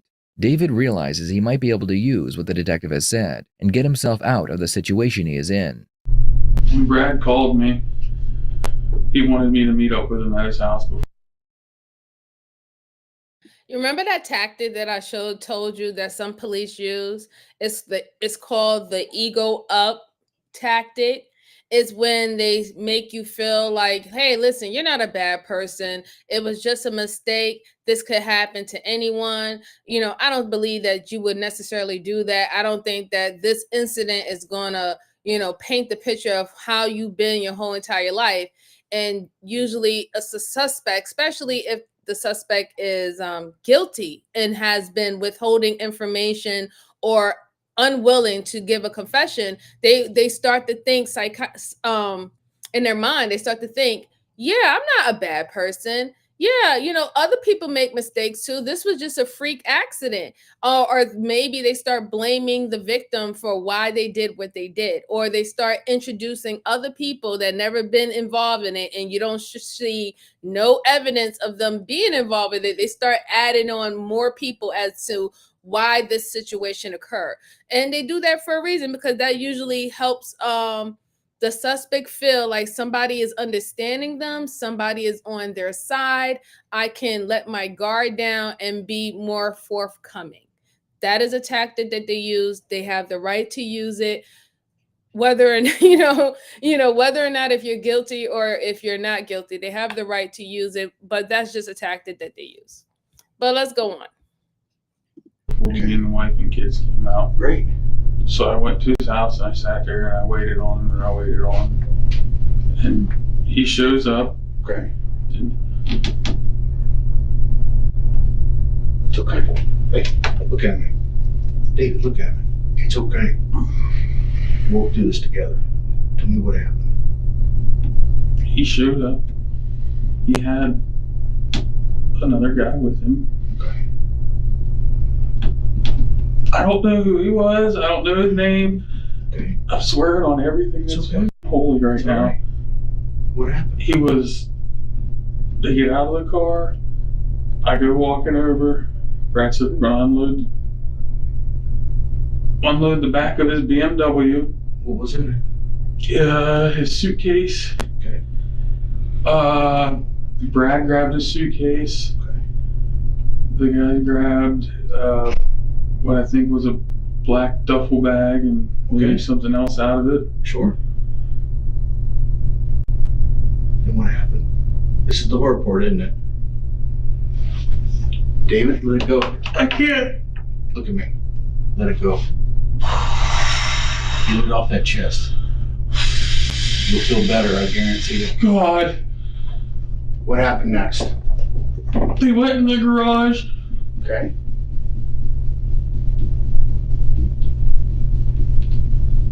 It's okay. David, hey, look at me. Look at me in the eye, bud. You can tell me. What happened next? I was so fucking scared. What happened? You heard a gunshot? You heard a gunshot? Yes, sir. Then what happened? I went running back to my car. Uh-huh. And the guy came running out of the garage. Okay. And he got into Brad's BMW. Okay. And then I left. Oh. Okay. Okay. I was so scared. It's okay. He knew what I looked. Let's take another look at the detective's expression as he watches David attempt to win this year's Oscar. Okay. He knew what I looked like. My vehicle was there. I did not know what to do. What kind of gun was it? I have no clue. What did it look like?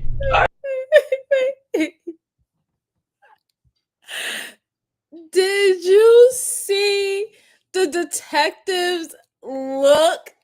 How he looked at the camera.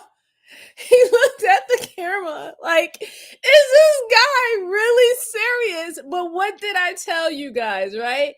I told you when in this situation is always somebody else. Is always somebody else.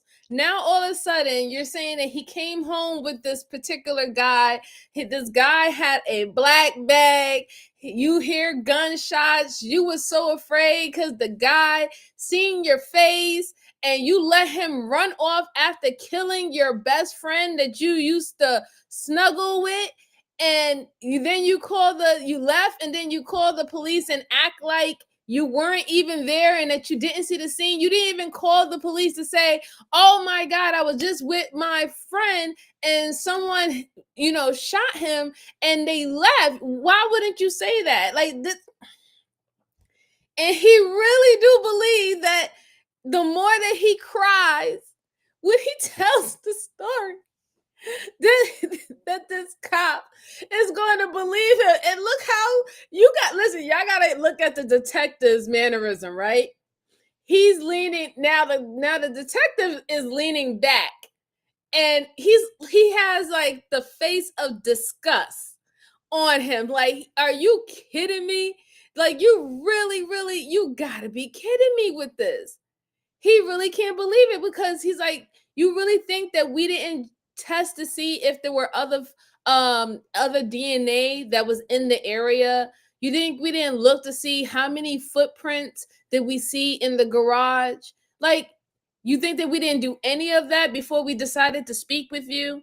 He's just and he feels like, wow, I was really, being honest with him and giving him the chance to really come clean, and he really tried to go at it again and use his manipulative powers to convince me again that it was somebody else outside of him. That's really wow. That's man, wow. That is some bold kind of stuff right there. I didn't see You're it. a gun guy. I didn't see it. I heard it. If I had to say it heard like anything, Okay. 380, 9mm in the basement. It sounded loud. Who's this guy? I don't know. What time was this? 10 till, quarter till, 10 till. Okay. So 10 till what? Oh God! Oh my God! I kept saying I need to call the cops. I need to call the cops. I need to call the cops. I didn't know what happened. David, look at me. I'm a cop. You're telling me now. Okay? Oh my God! David, quarter to what time? Maybe 3. Quarter to 3. Okay. Quarter to 3. You sure about that? No, it was about quarter to 3 whenever they showed up. Okay. Got it. Quarter after. Quarter after? Yes, 3? sir. Okay, quarter after 3. Tell me what this guy looked like. Can I stand up? Because yeah, I don't care. Can you stand up? Yeah. About your height? About my height? Yes, sir. Athletic. He had an athletic build, but he kind of looked a little dirty.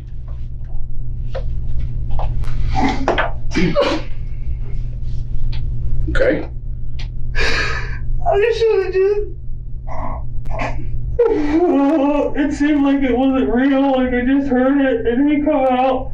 Do you know why this guy shot Brad? No, sir. What did Brad say who this guy was? My Did God. he call him anything? Now I'm going to ask you something. I want you to stop. I want you to really think about it. Once again, David's story does not match the evidence the police have. David? I was scared. I didn't know what to do. Listen. I'm so sorry. I didn't know what to do. I was so scared. I didn't. Listen to me. We're getting there. I just thought that there's a couple things you need to know. So you say Brad and this guy pulled in with the Beamer? Yes, sir. Okay. Brad's front seat in the Beamer was full of stuff that he brought from the wedding. Yes, sir. He didn't have a passenger. Sir, that guy went back into the BMW. This is an old case, Amy. An old case. I'll write it in the chat for you. The clothes bag, the tuxes back. Yes, sir. He was on tape. 3 o'clock. Yes, sir. I know. He didn't have anybody with him. Sir, I'm telling you. Listen, this all went down and I freaked. David, listen. I did not kill Brad McGarry. You guys are going to try to put this on me. I know you are. Now we got a one-armed man that shows up. Oh my God! David, the evidence It's not me! That this guy wasn't there. There was. Where did he go? Did he fly? What else would I have? He got the shovel out. What? No, sir. I swear to God, sir. I swear to God. I'm keeping away from you because you're going to get struck by lightning. Oh my God. This is all coming down on me now. Well, because you did it. Oh, sir, I did not kill my best friend. Hey, David, listen. Like I told you, I was all with you there for a while. Sir, I did not kill my best friend. You're kind of insulting me. I did not kill him. I swear to God, sir, I don't know. Is it your wife? No, sir. You sure? Yes, sir. I'm going to have to go ask her. No, sir, that's fine. Me and Brad were supposed to meet up before me and my wife got Why didn't you call the cops? Why did you do this elaborate story? Why did you put your own daughter in that basement with that body? You did that. Yes, sir. And you knew he was down there. So, damn it, quit screwing your family. Sir, Tell me what happened. I did not kill him. You knew Brad was dead, and you brought your daughter? I did not know he was dead. You knew he might have... Oh, my God. Brad is dead, David. Okay? Yes, sir. I did not kill him. You loved him. Yes, sir. He doesn't deserve this. No, sir. He doesn't. Oh, my God. Your best friend's dead. You're telling me that you went to this elaborate way to cover up everything by taking your own daughter to the scene where the body was? No, sir. Why would I do that? I did not know that he was dead, sir. I swear to God. You just knew that there was a guy in there shooting the place up, and you come back a couple hours later after you texted a dead man wanting to know where he was at. I mean, you want to keep spending it, that's fine, David. Okay? I'll tell you, man, I like you. I did. Oh my God. But I'm going to tell you something. It's getting deep in here. I know. I mean, look at me. We're I mean, let's doing level each other. interrogation artist. Two guys having a beer at a bar. What the fuck? I mean, no one's going to buy this shit. I did not kill Brad. I did not kill Your that story's man. shit. I know my story's shit. We were supposed to meet up before we came by earlier. Me and my wife and daughter stopped by. Me and Brad were supposed to meet up. I did not. Okay. All right. Just say, I got to do this for you. Okay. I got to walk you to the water because you don't want to drink. So I'm going to do it. The detective has had enough of David's lies, so he shows David how dumb he looks. I love cops. They're my family. Been a cop since I was 18 years old. But there's no greater class of assholes in the world than a cop. Especially when you get 4 or 5 of them together in a room. Yes, sir. So I'm going to tell you something. Worst case scenario, probably close to it. You got a guy. Okay? Now listen, I don't give a shit. But sprinkle the gay thing in there. I agree. You got a guy who's having a sexual relationship with another guy. He originally says he shows up, brings his whole family to a scene where he knows the guy's dead, sending text messages and phone calls all day, calling, hey, what's going on, man? We're stopping by to bring the weed whacker. Which, next time you do this, it's pretty lame. You do all this, you make this statement, you call us off at the scene, okay? And we run around for 2 days piecing together the story you told us was full of shit. All right? Bring you here, after a while, being very nice to you, I might add. Yes, sir. Because I'm going to tell you something. You're hurting. I saw it that night. I come this close to bringing you here that night. You look so sad. Yeah, he's a More dope sad than you should. detective. I like Understand? him. I like his style. Hi, Bruce. How are you? You were very upset. Stopping by. I hope everything's well with you. You know why you're upset? Because you're not a total piece of shit. But that story we're going to pay to you, they're going to write stories about it. The news are going to love it. Jury's going to love it. There is no way in hell anybody's ever going to buy this repeated story that you give us.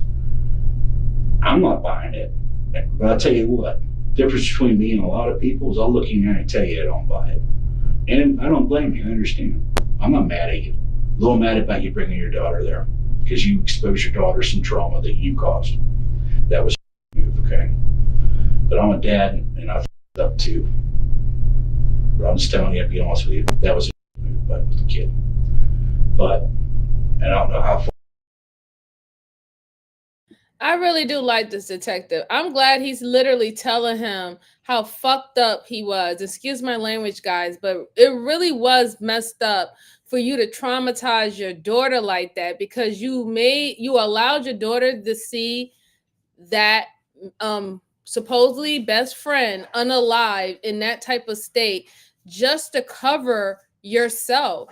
So it's like you do something like that, but you really want the detectives to believe that you care about anybody but yourself. You unalive this man because what it was beneficial for you to unalive him, not for this man or his family. You didn't have any concern for them. You didn't even have concern for your own family, your wife and your daughter, for having an outside relationship with, let alone with a man that you brung into their life, believing that that was a best friend, right? Like there's just so many things, so many different levels that he did that show that he does not care about anyone but himself. And you really believe the detective to really have that much sympathy for you, right? When you show that you don't care about nobody but yourself. Nothing you have done to this point was for anyone but yourself. Even when you're talking about this situation with this unaliving and giving your side of it, it's always from the frame from what is hurting you and what benefited you. It's never, I have not once heard anything he said where it was like, oh my God, my poor friend's family, his mother, his father, his other loved ones. You know, like you're not even talking about what is being missed by this man's presence. but he's your best friend though, right? It's sad, really. It's really, really sad. Really, really sad. Let's see. Bruce says it's cold and rainy, but it's all good. Oh, yeah. I mean, it's snowy over here. It's okay. But thank you for asking, Bruce. I appreciate you. Oh my gosh. Let's see. Amy said, definitely, I could not imagine putting my child through just for my own good. Yeah, it really is very selfish, you know? It's so selfish. It says most dangerous version of an ego incarnate. Stefan Tubert said, don't jerk cops off. I get the point of the live, but come on, if they actually protected people, this wouldn't have happened, right? I mean, I would say necessarily in this particular situation, they're not here to protect anyone. This is a detective that's here to figure out the truth about what happened, right? That like he deals with evidence and then he tells what is the probability of what actually take place by all the evidence. That is different than an actual beat cop or police officer that's out there, right? Some supposed to serve and protect, some do serve and protect very well, right? Very, very well. And they put their life on the line. And then you have others not so much, but then we know that we have to leave some room for human error, right? And we have to leave room that some people, no matter what profession they're in, can be horrible individuals, right? We're human. So nothing is going to be perfect. Never when it comes down to humans. But in this situation, the detective is only dealing with the evidence, and that's why he's told this man from the beginning, I'm only going by the evidence. I'm not judging you that you was cheating on your wife. I'm not judging you that you are pretending to be a straight man to your community, but you are actually I would say maybe a bisexual man, but you did have sexual relations with a man that you was close with. I just want you to tell me the truth so the evidence will match from what I'm getting. That's all he was asking for. He wasn't judging him about nothing else. But let's go on. And you're right, RJ, right. Y'all can't be everywhere all the time either. Absolutely. I agree, RJ. Shout out to you, sir. Let's go on. Or your wife's involved in it or not, but we're gonna have to find out. That's another thing. Is she involved? No, sir. I don't know that yet. I like you. Don't trust you right now. I don't blame you. Realizing that yet again his story doesn't make any sense, and it's obvious he's hiding something, David changes his story one more You ever heard time. of accent? You got real loud with me. Have a good day. Kind of like up in my face. He had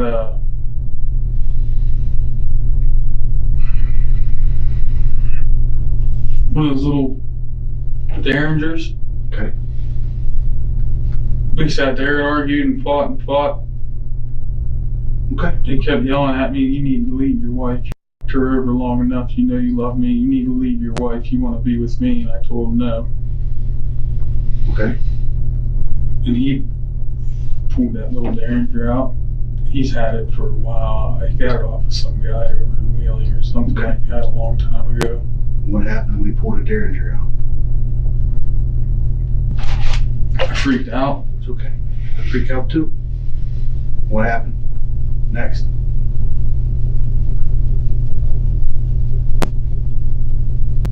It's okay. You come this far. Cross the line, man. It's time. I know, man. It's just scary because... Look at me. Let it go. Tell me what happened next. Yeah, his Appreciate you, hand. Seven. I don't pay Just no kind of like attention to waving a lot at of me, you people. know what I mean? Hold on, let me Okay. see this. Tell him. I appreciate all of you that come and have good commentary, especially ones who wants to challenge me on the things that I'm saying. As you have not noticed, I have law enforcement that is right in the building who can confirm things that I'm saying, so you know that I am not talking out my ass about what I address with you guys. If you don't like the commentary, that is okay. I don't blame or shame anyone. Please go where you feel comfortable at. All the other nonsense, I told you, You are allowed here as long as you keep it cute, cordial, and respectful. Outside of that, you will be blocked immediately. I don't fall into nobody's wars. I don't fall into nobody politics talks, none of that stuff. That doesn't happen here. There's so many other platforms that deals with that, okay? I come here to talk about the psychology of criminology. If that's not your cup of tea, thank you for stopping by. See your ass out. Thank you for my little rant. Let's go on, shall we? I mean, you're up. I'm tired of you. I can't believe you my emotions this long and just call it quits. Okay. The normal girlfriend, boyfriend kind of thing you have, and just kept telling me, I can't believe you do this to me. I can't believe you do this to me. And what happened? He kept waving it at me, so I grabbed it. Okay. What happened after you grabbed it? I pushed him. Okay. Then what happened? I shot him. Okay. Why'd you shoot him? He was coming at me with his gun, man. What? I thought you said you took his gun from him. I did. So he had another gun? No, the Derringer. Oh. You take his gun from him. Yes, sir. You said you shot him. Yes, sir. Tell me why you shot him. I felt threatened. I'm not gonna lie to you. Okay. He pulled his gun out. He pulled that Derringer out and was waving it in my face. Okay, you had the Derringer. Yes, sir. How many times did you shoot him? Once. Think again. And then once I pushed him, I hit him with it. Where? In the head. Show me where you hit him with it. I don't even know. It happened so fast. Okay. It did. It happened so fast. I'll believe that. So you shot him once, then you hit him with the gun? No, I meant like I hit him. I shot him. Oh, you shot him? Yes, sir. Okay. How many shots did the Derringer hold? 2. Caliber? 22. Okay. Where is it?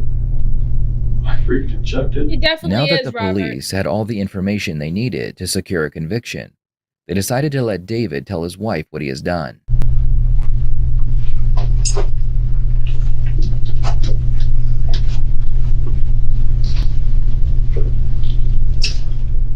What did I say? Right.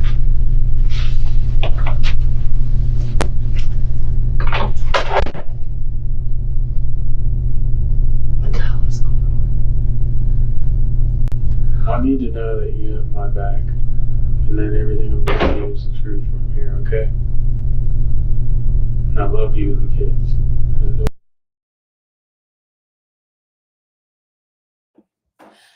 How dare this son of a gun? How dare you put your wife in that type of position that I need to know that you're going to have my back no matter what comes out my mouth and tell you. Yes, darling, yes, my wife.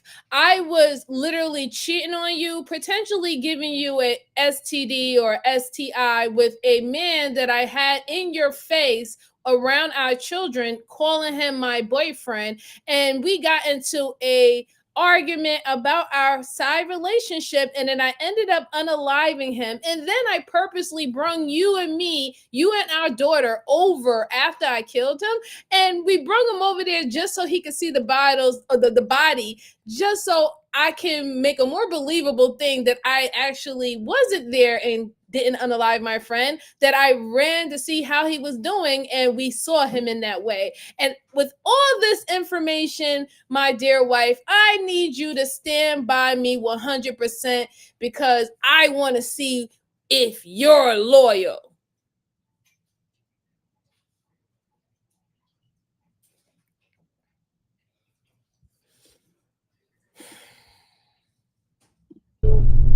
I want you to be there for me, okay? Brad had another gun at the house. He had a 22 Derringer.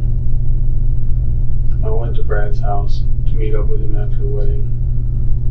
He was fighting me. He had somebody come up missing, and I didn't take no money off of Brad. I never stole money from Brad. He always gave me money.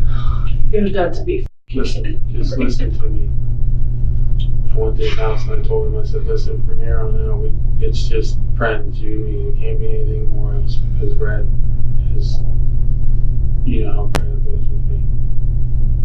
Okay?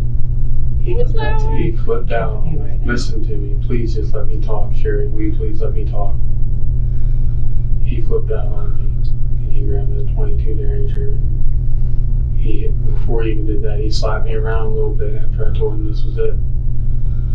Okay? You are kidding. Listen. I'm gonna look at you. Sherry, he came at me with that gun, okay? He came at me with that gun because I told him he wanted me to leave you guys. I told him no, and he come at me with that gun. I defended myself. No. Sherry, I was scared. I didn't know what to do. I was scared. I didn't know what to do. Okay? I was scared, Sherry. No. What would you do if someone come at you, babe? What would you do if someone come at you? Oh my God. I was scared. What did you do if someone come at you?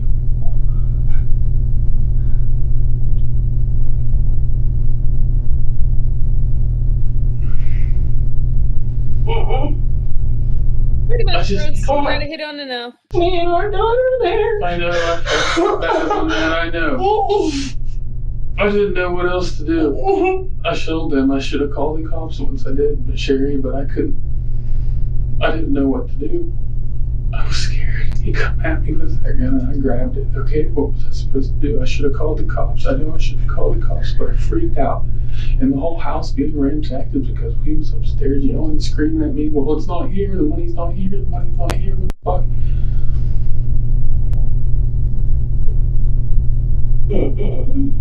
I just need you to be there for me. Please be there for me. Everybody's gonna have their own. There's gonna be people that are gonna hate me, and there's gonna be a lot of bad things that go down after this, but I need you to understand, Sherry, that I was scared and I did not know what to do. Okay? I didn't know what to do. They got it all down in the state. Alright? I'm glad they're kidding.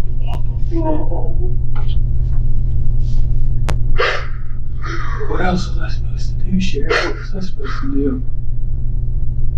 I should have called the cops. I should have just called them.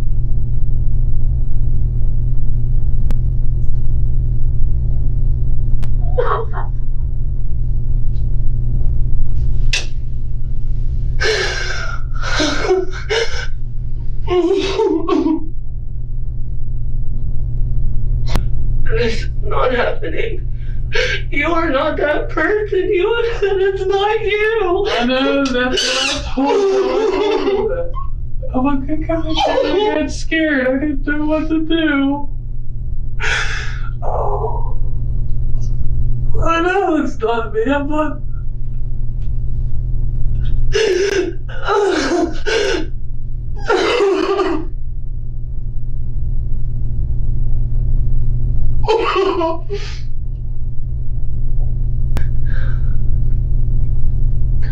What am I supposed to do?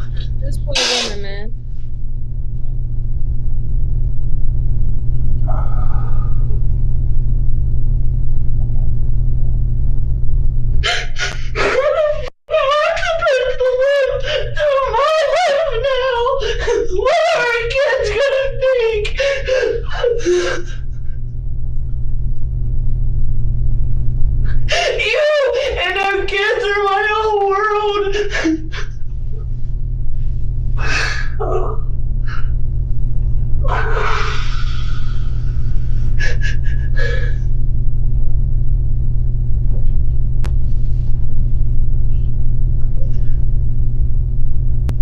I love you.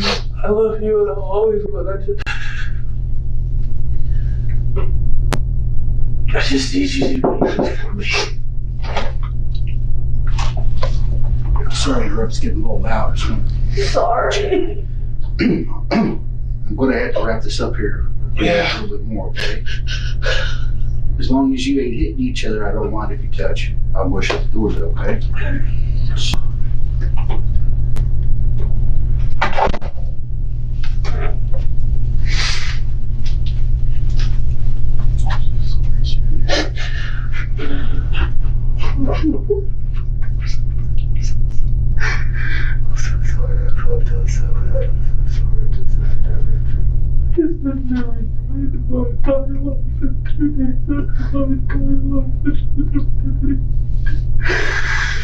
I'm not a kid. Jesus, I'm gonna get out of here. I swear to God, I'm so sorry. David would be found guilty of aggravated murder, and he was sentenced to life in prison without the possibility of parole. Thank you for watching. I will see you next time here on the Red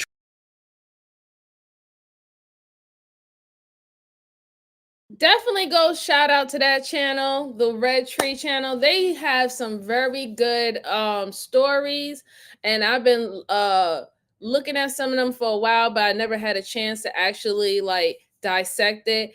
That man is horrible, and the fact that he knows how much his wife loves him.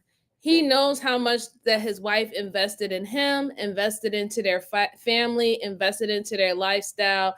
And he's just so comfortable with asking her to listen, I just need you to be there for me. I know I betrayed you.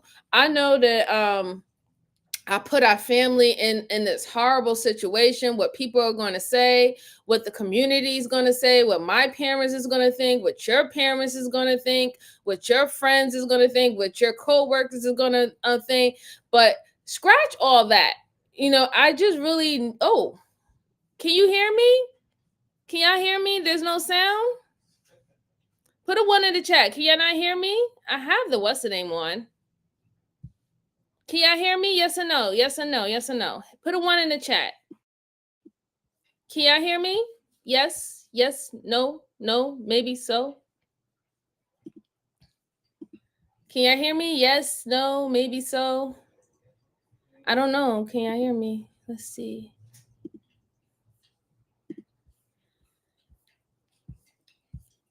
Can anybody put a 1 in the chat? Can y'all hear me? You good? You good? Okay, I'm about to say. All right. Okay. Thank you. Thank you. Yeah.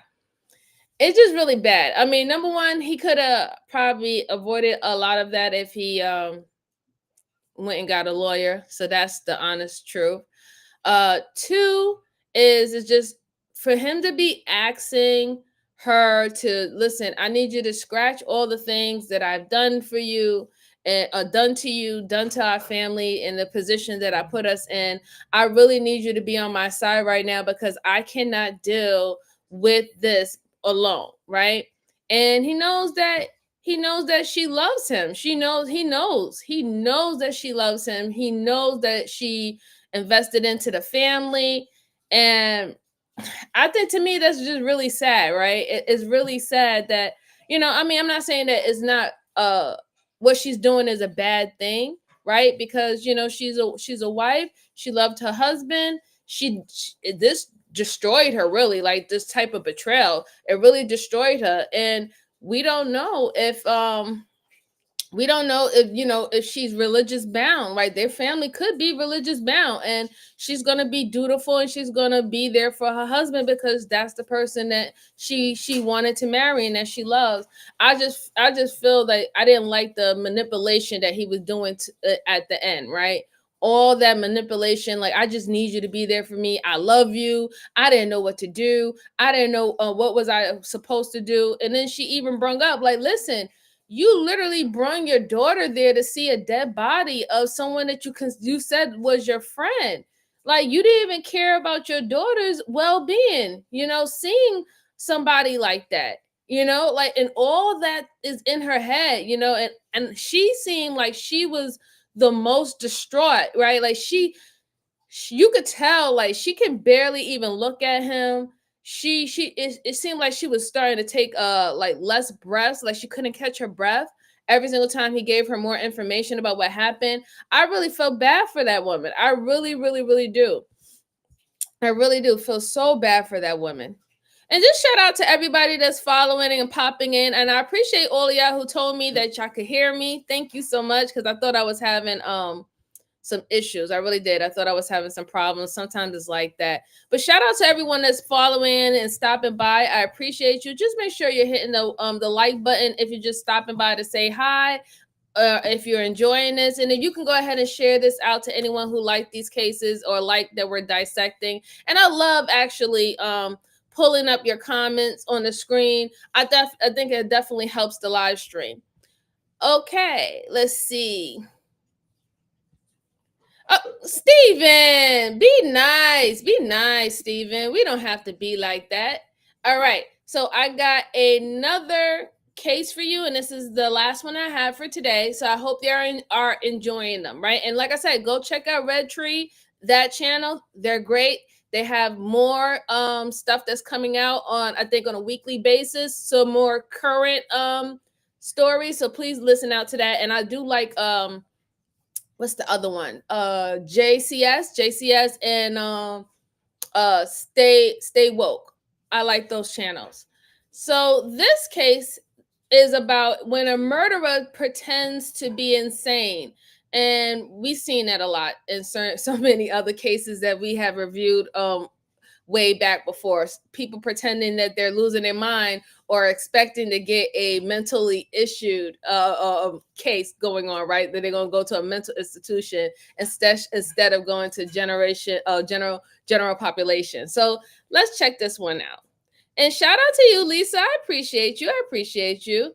Shout out to Los Angeles. I hope y'all doing much better from the last couple of months, ma'am. All right, let's go on.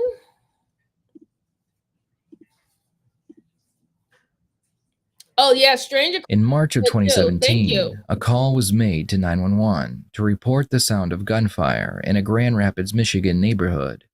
The police were dispatched to the scene, and they would find the body of 50-year-old Lori Lundenberg lying on the sidewalk. The first thing they noticed was that none of Lori's belongings had been stolen, so most likely not a robbery gone wrong. They also noticed that there was no bullet casings in the area, which meant that the shooter likely shot from the inside of a vehicle, or they used a revolver. They continued to investigate the case, but without witness testimony or evidence, it would remain unsolved for almost a year.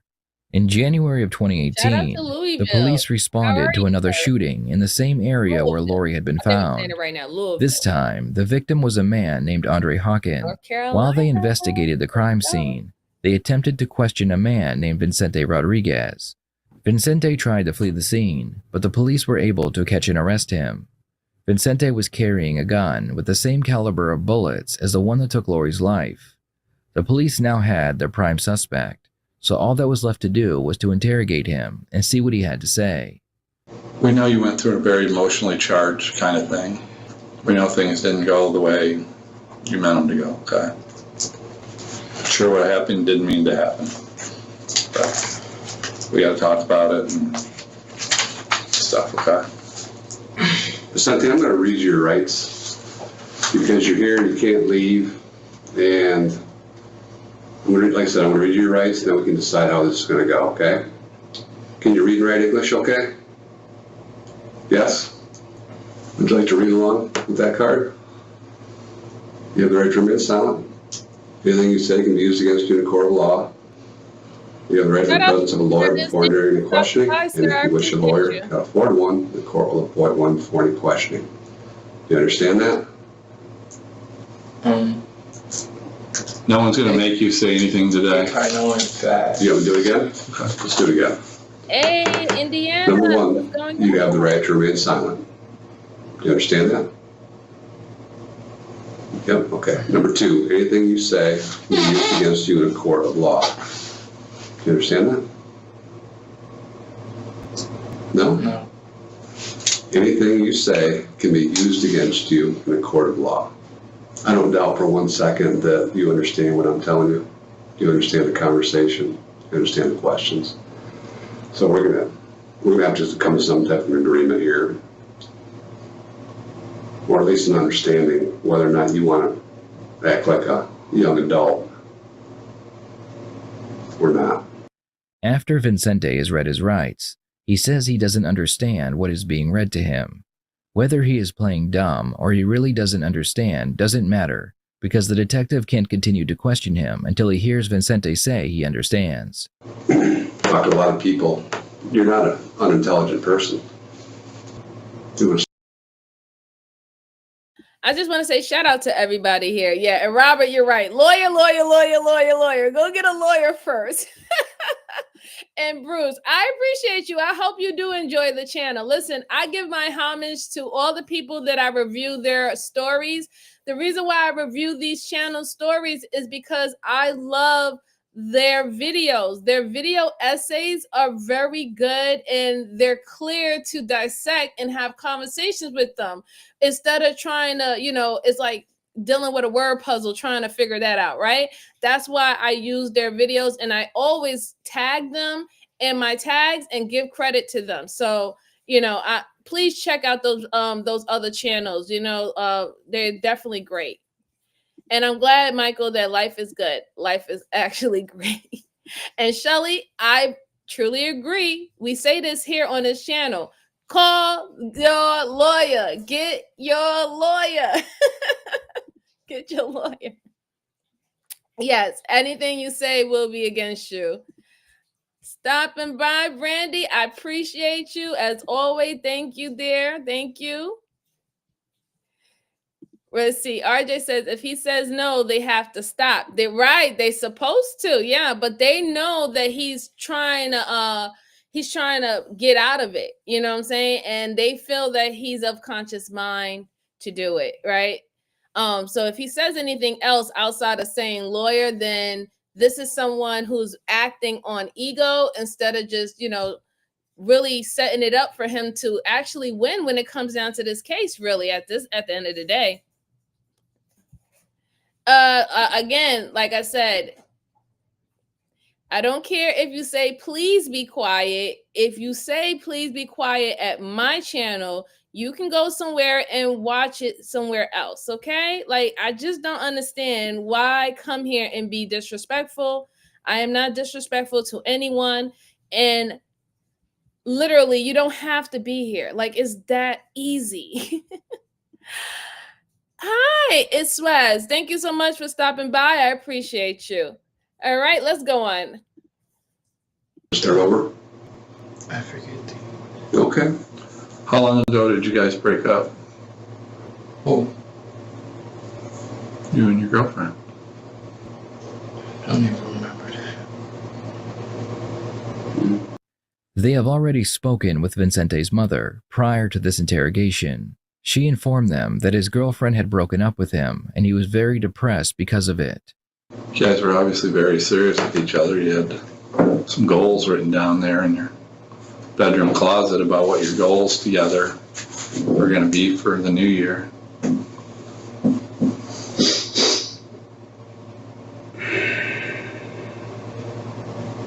Was that for next New Year's or this New Year's had already happened? Was that Shout out to you, sir. goal for? I just black, and I can't say I blacked out, but I don't know.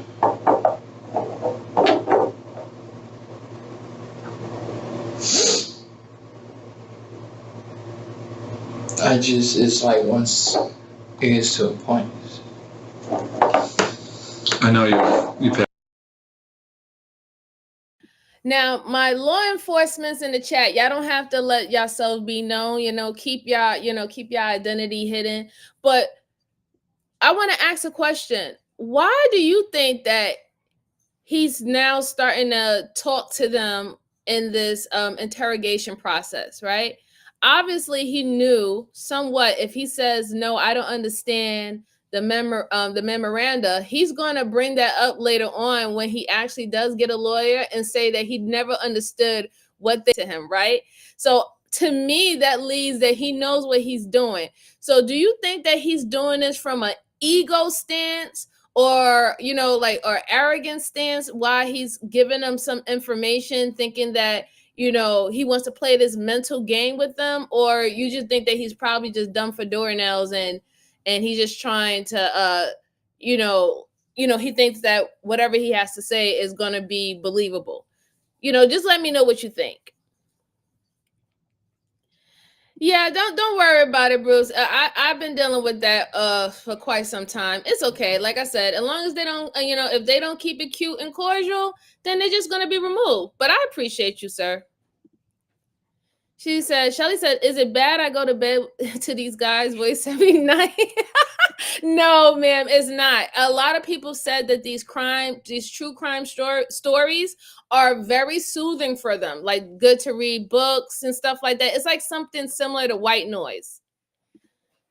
All right, narrative says because he would easily say that he was not. Yes, thank you, narrative. Excellent. I was thinking that too. Let's see. Lemuel Ben Israel said, okay, we got one. He has chosen to play the game. I think I'm smart. Yes, I think so too. Absolutely. And RJ says this is going to be a problem. They need to get affirmatives, yes, or the case will be faced. Yes. And that is what I'm seeing too. He's using it as a strategy. Yes, thank you, Michael. I appreciate it. I believe so too. I think everything that he's doing is strategy. Everything that he's doing right now is strategy. He says certain things, whatever he feels comfortable with telling them. He said that he didn't understand his Miranda rights.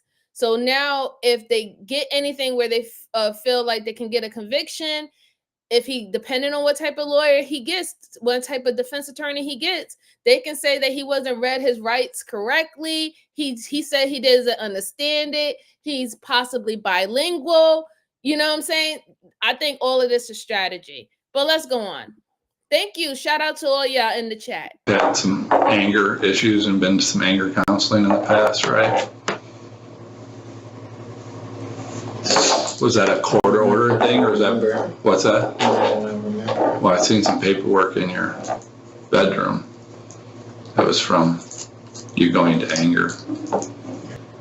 I really have a problem. It's not just anger. I'm not stupid. Right, that's exactly what we said to you earlier. But something's really wrong with my brain. Like, and not just anger, but just keeping your emotions in control. Is that what you're saying, or what do you? I don't know exactly what happens. Mm-hmm. It feels like 1 minute I'm here, but then the next minute I'm like now. I feel here. You what? I feel here. You fell? No, I feel like I'm here. Okay. Mm-hmm. Like you're kind of grounded. The detective gets a message from his sergeant telling him that he needs to get Vincente to say he understands his rights before the questioning can continue. Pittsburgh, I appreciate you. Well, we go over this another time. Now there seems like you've got a little more clarity in your speaking, and maybe you understand it a little better. I'll read. Just don't make sure you understand this before we talk anymore about this. Fair enough. Okay.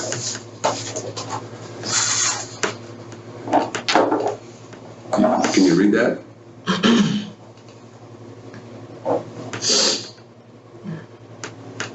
Do you go by Vicente or Sente? Either one? Yeah. Okay. Would you like to read that, or you want me to read it for you? No, I'm reading it. You want me to read it? Just so I make sure I understand it.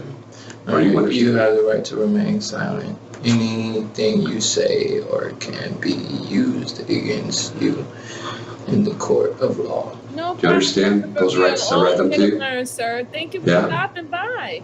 Yeah, Doesn't say you did anything wrong. Doesn't say you meant anything. Just meant that you will talk to us. You can say what you want. You don't have to say anything you don't want to. Okay? You understand that? With that out of the way, the detective can finally question his suspect about the crime. He starts by trying to make Vincente believe it is pointless to deny that he was the shooter. I've been working on this case for, I don't know, a day and a half straight. You can tell because I got like a half a beard going. I'm kind of tired. I know this case pretty well because I've talked to a ton of people and I've looked at a lot of evidence and I understand the case. What I don't necessarily understand is maybe how you were feeling at the time and what led up to this and your side of the story, because that needs to get talked about by you, because I don't know what's going on in your head at that time. And the only way anybody's going to know about how you felt about certain things is if you tell them. Does that make sense? Because as it stands right now, you're kind of in a bad light about what happened. A lot of people told us what happened. Okay? And it makes you look kind of like a bad guy.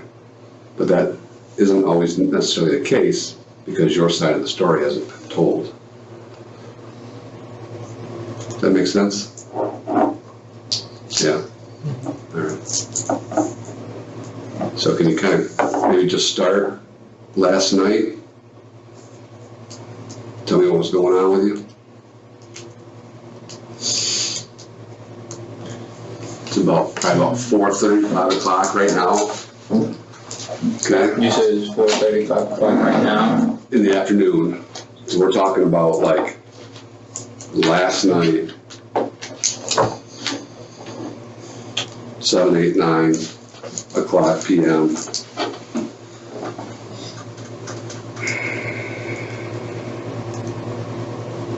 My brother Freezy, good to see you, I'm sir. just You trying had a to long think night. about what I did yesterday. Okay.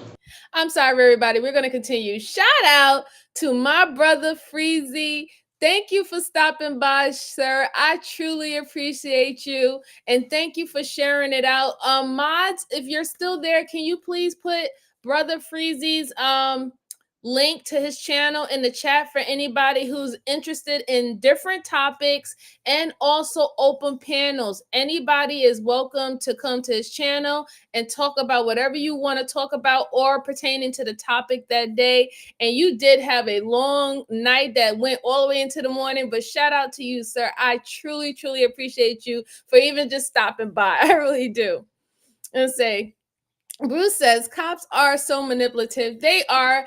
They do have the ability to use tactics to get you to tell on yourselves or get you to expose anybody else that might be involved in the situation. It's not deemed illegal to do that. So yeah, let's see. Which children's name are you talking about, Christopher? Shout out to you. Let's see. Oh, okay. We got another Goofy in the chat, as always. And let's see. Thank you so much, Alice. I appreciate you for your compliment. I truly, truly do. Thank you. Oh, thank you. Thank you so much. I appreciate you, Narrative. I truly appreciate you. Thank you. Let's see. Oh, no problem, Freezy. Thank you so much. Let's see. DJ Bomb said interrogation is a lot of ways manipulative advanced linguistics. Yeah, I agree. And see, September said I was commenting on the other video. I was behind, not realizing you was. Oh, it's okay. It's okay. I think there's a delay. September. Shout out to you. It's okay. Let's see. The kid being interrogated. Oh, okay. I forgot his name. I will put it in the chat for you, Christopher. I put it in the chat. Let's go on.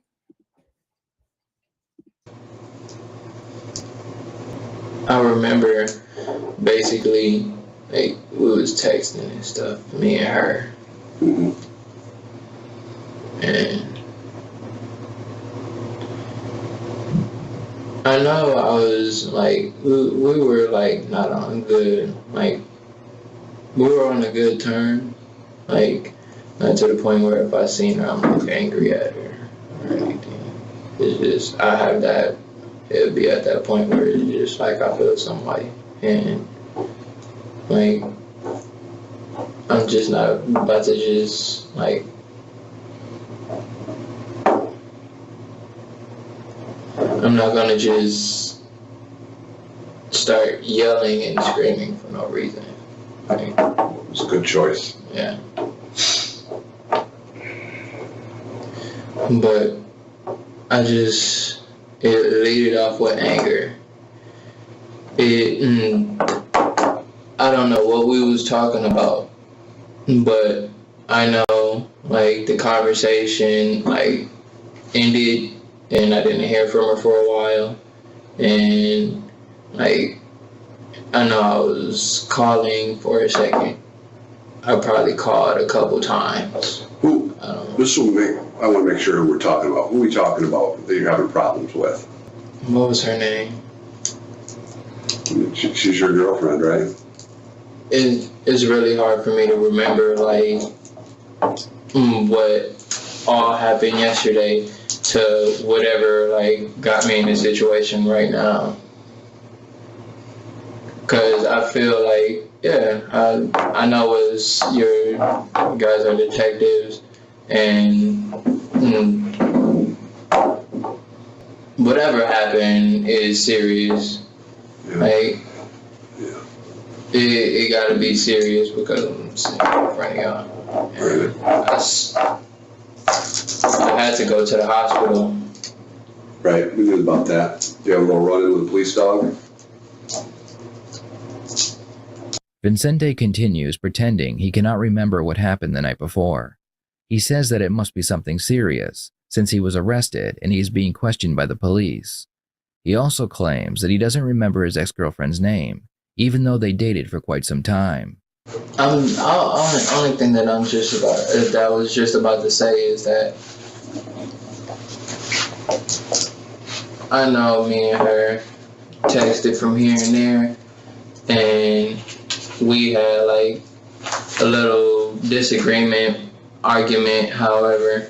Is it hard just kind of coming to terms with speaking about that? You feel like speaking about what? Speaking about her. I mean, I think you dated her for about 3 years. I mean, I got a bad memory. I can't remember what I had for lunch some days. But I can remember a girl that I dated for 3 years, probably remember her first name. Yeah, when you say her first name. Well, it's necessarily wouldn't say advice. It's just certain things that I know. She cheating on you? That we can look through and. Or did you think she was cheating on you? See it, Malachi. Why would you think that? Hey, Mom, how you doing? Good to see you. Had you seen her with him before last night? He is stalling, Diane. Shout out to you. I saw it and I just. According to witness testimony, what he saw was his ex-girlfriend and his victim, Andre, together in the car. Vincente almost confesses to the crime by saying that he saw it and he just snapped, but he stops right before saying snapped. The detective asks him to elaborate on what he saw. Vincente, what did you see?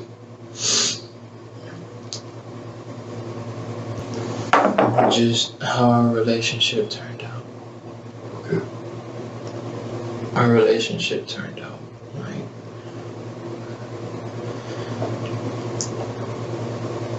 it was perfect.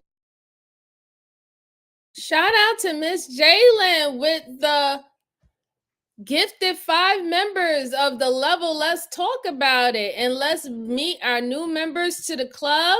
We have narratives and dialogue. Shout out to you, sir. Mary.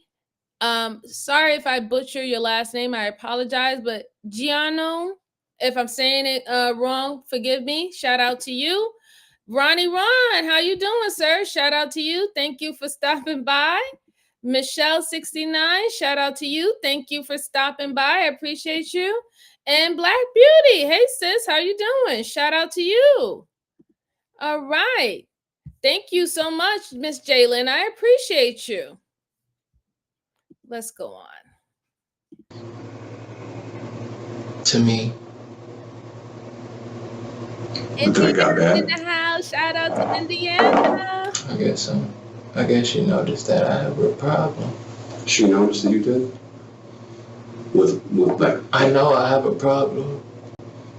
What do you think your problem is?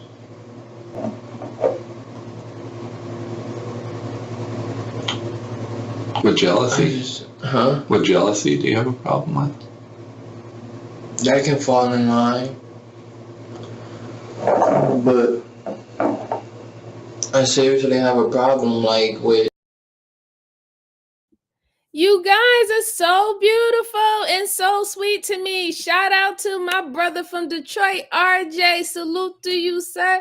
He hit me up with 5 more memberships. Let's congratulate and welcome the newcomers. Moa, shout out to you, sweetheart. Thank you for being a member. Mufasa, what's going on? Shout out to you, sir. Let's see if you keep it. You know what I'm saying? DB, how you doing, sis? Shout out to you. Shout out to you. Judah Redemption, I haven't seen you in a very long time. Shout out to you, sir. How are you? And Martin Ghost, how you doing? Thank you for stopping by again. Shout out to you. Shout out to you. Appreciate all the love. I appreciate it. Thank you so much. Thank you so much. Hi, official. How you doing? Shout out to you. Thank you for stopping by. All right, let's go on. I appreciate all y'all who have supported me today. I truly appreciate it. Let's go on. Like my brain, I really do. I'm here in a minute and then I'm not. Can I refresh your memory about a couple things? That'd be okay. Do you remember being over on 2nd Street last night? Because a lot of people on 2nd Street remembered you being over there.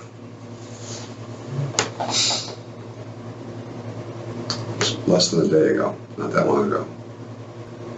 I can imagine that having to tell a story out loud about something like this is not easy.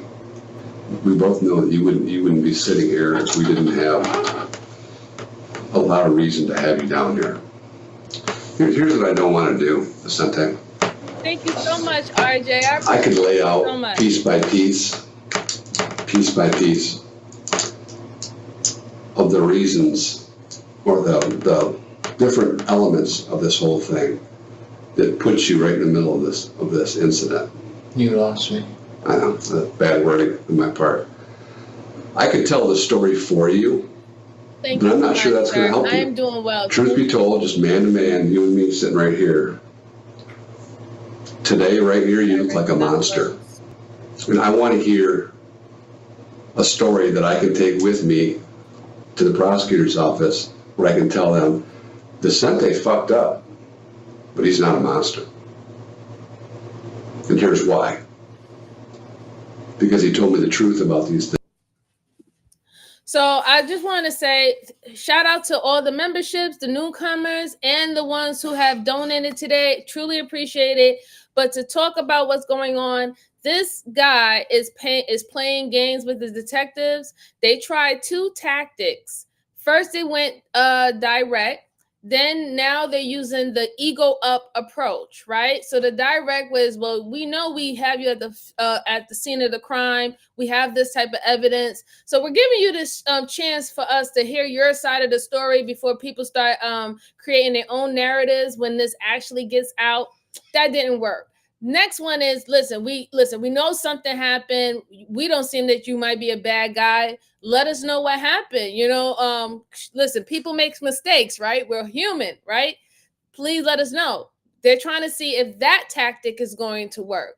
There's a reason why they have him at the corner. There's a reason why they're both on this side of the table, and the door is where he's facing it, because that is a psychological, reaction to possibly say things that you need to say to hurry up and get out of that room. Most people want to get out that room. We talked about how sometimes they'll control the temperatures, make it extremely hot or extremely cold for you to be uncomfortable. The simple fact that it's a room with no pictures, no windows, is to make you uncomfortable. The actual type of chair that you're sitting in is to make you uncomfortable and want to hurry up and leave that room. And if they put it as, if you say what they are asking you to say, then that might eventually get you out that room quicker. So these are mental or psychological tactics that they use to try to get the information out, out of you, because you're looking like, I just need to get out that door. If I get out that door, that's my freedom. if I can get out that door is by freedom. Maybe if I just tell them what they want me to tell them, or if I tell the truth, I have a chance that I might walk out that door. It's a mental thing, and we have to realize that we have to that's going on. Okay, I am. Shout out to you, MP website. Shout out to you. I'm playing the video. Y'all get so mad at me. What is wrong with y'all? All right, let's go. Things. He has remorse about these things. Do you know what remorse is? He acted like a man about these things. They're not going to go away. I think your story needs to be told and heard and listened to by somebody other than me. And I'm willing to do that. I'm willing to take your story and tell my boss, tell the court, tell the judge about you. Because what it looks like right now for you is not good at all. Does that make sense to you? It makes sense, but why do I look like a monster? Here's where we're going to get hung up. I don't want to sit here and play the I don't remember game. I really don't. I've been out for a long time, kind of tired. And I'm willing to sit here and listen to you. I think AJ and myself treated you like a man. Haven't yelled at you. Haven't badgered you. Just want the story. They still haven't mentioned Vincente's first victim, because they want to wait until he confesses to the second victim first. Once a suspect has confessed to a crime, they will usually be more at ease confessing to other crimes they have committed. Yeah, I got mad. You got mad on 2nd Street? I got mad at home. When you're texting? Okay. So did you walk immediately over there? Yep. What happened when you got over there? When I got over there, only thing that I remember is that I started running towards the car. The read technique. Yeah, I think so, a little bit. Whose car was it? I don't know whose car it was. I swear Honestly, that's not my screen. That's not my screen. Don't even remember what kind of car it was, what color it was. Do you remember who was in it?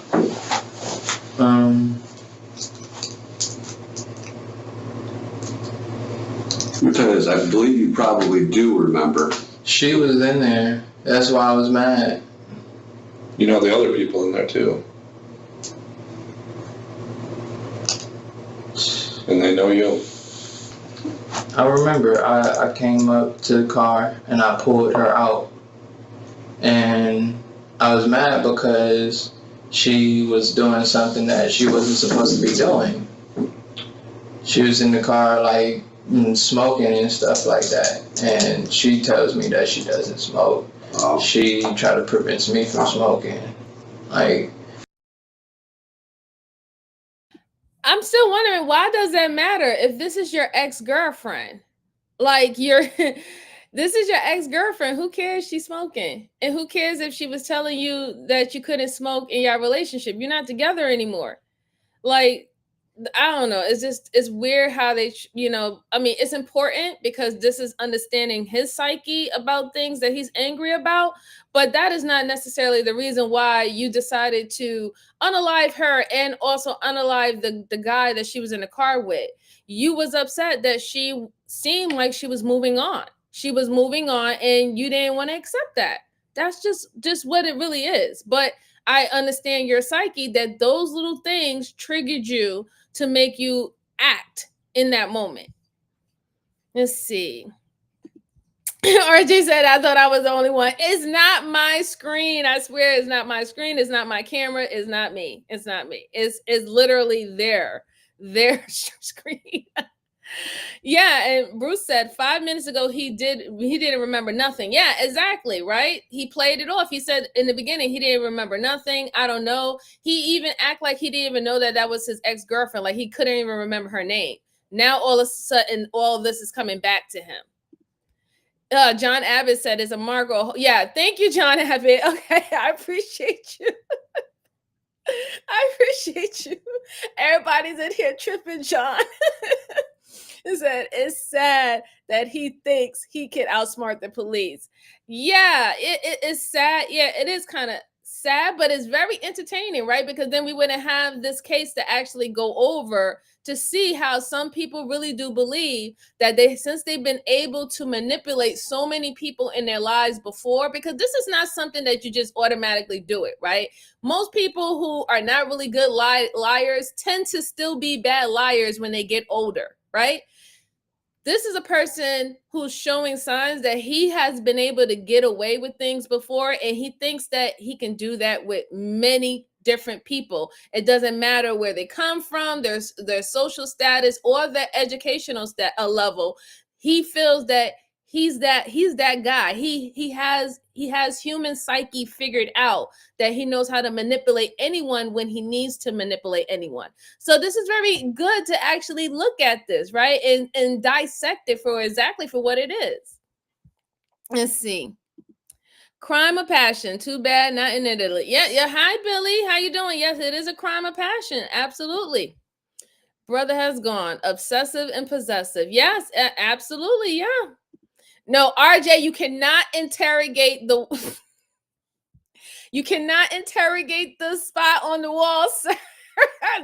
just be happy that's not your department, okay? Let's see. When we had said, wow.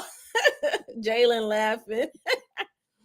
Let's see. Billy said, do you think you can outsmart the police? If you don't, you're admitting defeat. They're just people too. Yes, they are people. I'm just saying that sometimes these people who think that they can outsmart the police, they tend to be very messy, right? And then when we start to look at everything else, they really didn't plan things out, very good, right? To actually get away with anything. So for them to think that they can manipulate them just by having a conversation with them is quite funny, really. That is a possibility. That definitely is a possibility, John Abbott. Yeah, I agree, Bruce. Yeah, definitely. And Miss Jalen said he watches too much CSI. Miss Jalen, you remember the last case we did the other day when the guy was like, listen, I seen this on CSI. I know how this goes. That was cute. DJ said egos like to say you're invulnerable. Yeah, I agree. Let's go on. I know I walked away.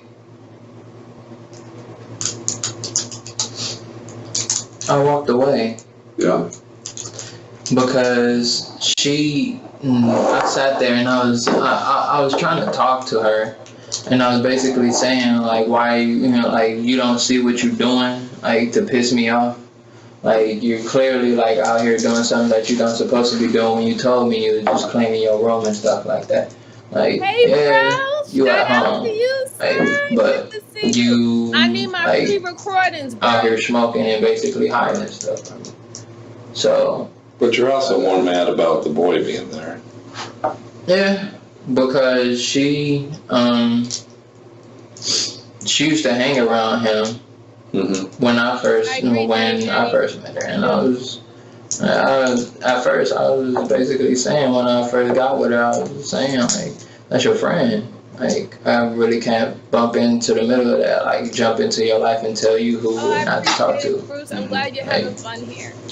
Do you know that dude's name? I can't remember his name. If I told you, would you remember it?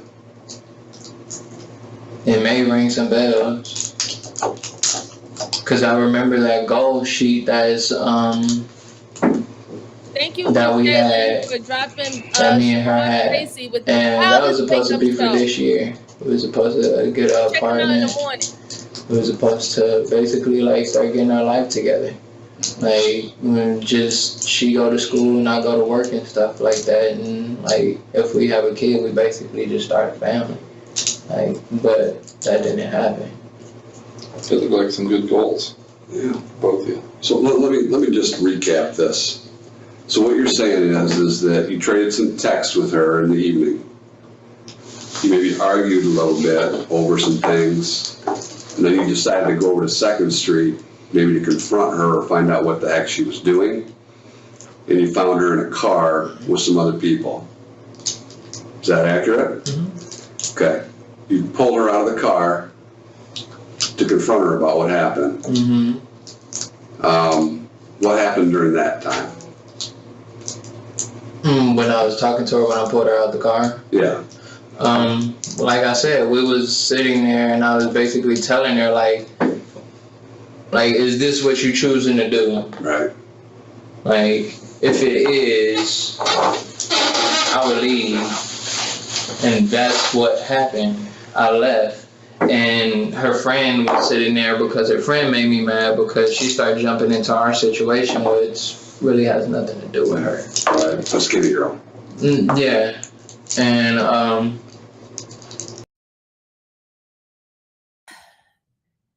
men gotta stop, and this is men and women, right? But y'all gotta stop being so possessive, okay?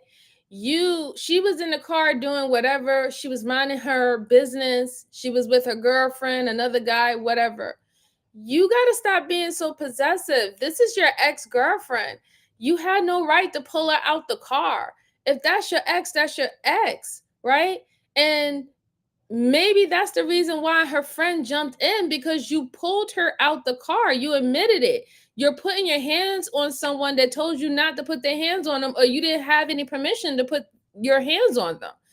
You gotta stop. You're getting yourself into stuff that's unnecessary. If she's not the one for you, bro, she ain't the one for you. If she's in somebody else's car, that means she's not down for you. Let it go. Let it go. Why are you throwing your life away for someone who's showing you that they don't want you? It's not worth it. Let it go. she basically, yeah, I told her, is that what you choose to do? And her friend was sitting That's there, my boy's and show. I started walking off, and I remember her, she started crying, and I remember her saying no, like, I remember her saying no, and she like started crying, and I just walked away. I walked away, and it all started coming to my head. It just made me mad. It started running through my head. I left, and you know what? That is a good question. Shout out to Billy in the chat with the great question. How he knew where she was. Was she texting him, leading him on? That could be a possibility. They said that they exchanged texts with each other. I don't know if he knew where she was by following her or her letting him know where she was. But that's a good question, Billy. Thank you for that. Thank you for that. Yeah, Thorny Toes. I like the song Let It Go, Let It Go. Yes, Let It Go. Listen, be like Frozen. Let it go, right? John Albert said, I think he views her as his property, not a person. I agree. And that's what I'm saying. That's being he's being possessive in that way. He said that was his ex-girlfriend. So it shouldn't be no reason why you're pulling her out the car and talking about this is what you want to do and stuff like what are you doing? Come on. Let's see. Michael said, can't let go tonight. I saw you. It's been a long time. Say you remember when you were. Oh my God. Isn't that from a song? Yes, it is from a song. Yeah, you're right. It's from a song. Okay. He said, Nicole said, you obviously only added women in there after blaming men and then you're no, actually, that's not what it is. But you're entitled to your opinion. Thank you so much. Appreciate you. Men and women do the same thing. Men and women can be possessive. Oh, Omni, what's up, bro? Good to see you. Good to see you. Yes, the only thing that should be in your mouth is lawyer, lawyer, lawyer. If you find yourself in this type of situation, lawyer, lawyer, lawyer. Shout out to you, bro. Shout out to you. I appreciate you. I appreciate you. All right, let's go on. Let's go on. I got home. When I got home, only thing that I can remember is that I started going back over there. Whatever happened, I don't know. I still don't know till now. Like, we all know that I'm here in front of you guys for a reason, and it's something serious. As y'all saying, it's something serious. And I'm hoping that the dude is just like, I didn't hurt him bad. I hope that I didn't hurt her bad. I'm hoping that I didn't hurt whoever else was in that car, that skinny girl that came out the car, like basically defending her. I hope I did not hurt anybody that bad. People are really doing because I know I have a problem, and if I have this kind of a problem, and then I come back to reality, like, no, I don't know if I pronounced that right, but I have a problem. I really have a problem. I believe you. And I know 9 times out of 10 you guys is looking at me like, he might have a problem, he may not, he may just be acting, but I'm serious. Okay. So Bruce says if you lawyer up and you still don't go home, they lock you up. Could be weeks before you get counsel. The lawyer up situation is that if they don't necessarily really even have evidence, like they're just literally out there just, questioning people about what they know and stuff like that, then you can say, I don't want to be interviewed by you, right?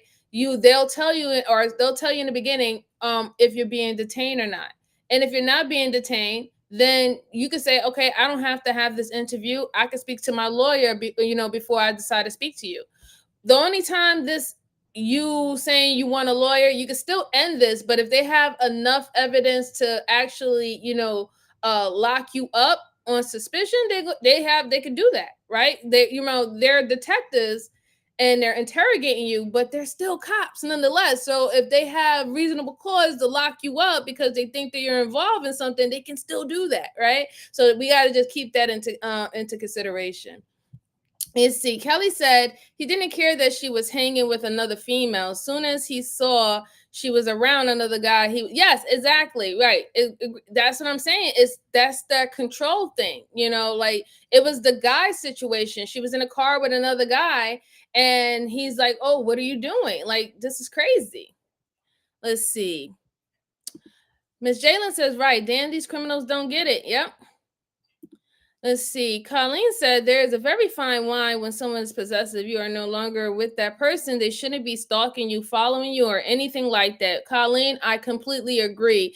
People don't realize that when the relationship is officially over, your access to that person ends now. So things that you used to be able to do, easily be able to call them, contact them, show up at their home, show up at their friend's house, their family house, their job, all that, you lose that privilege. And that's why I said it has an element of possession in it, because this person still believed that he had access to her to be wherever she was at, whoever she was in the car with, and also to physically remove her from the car.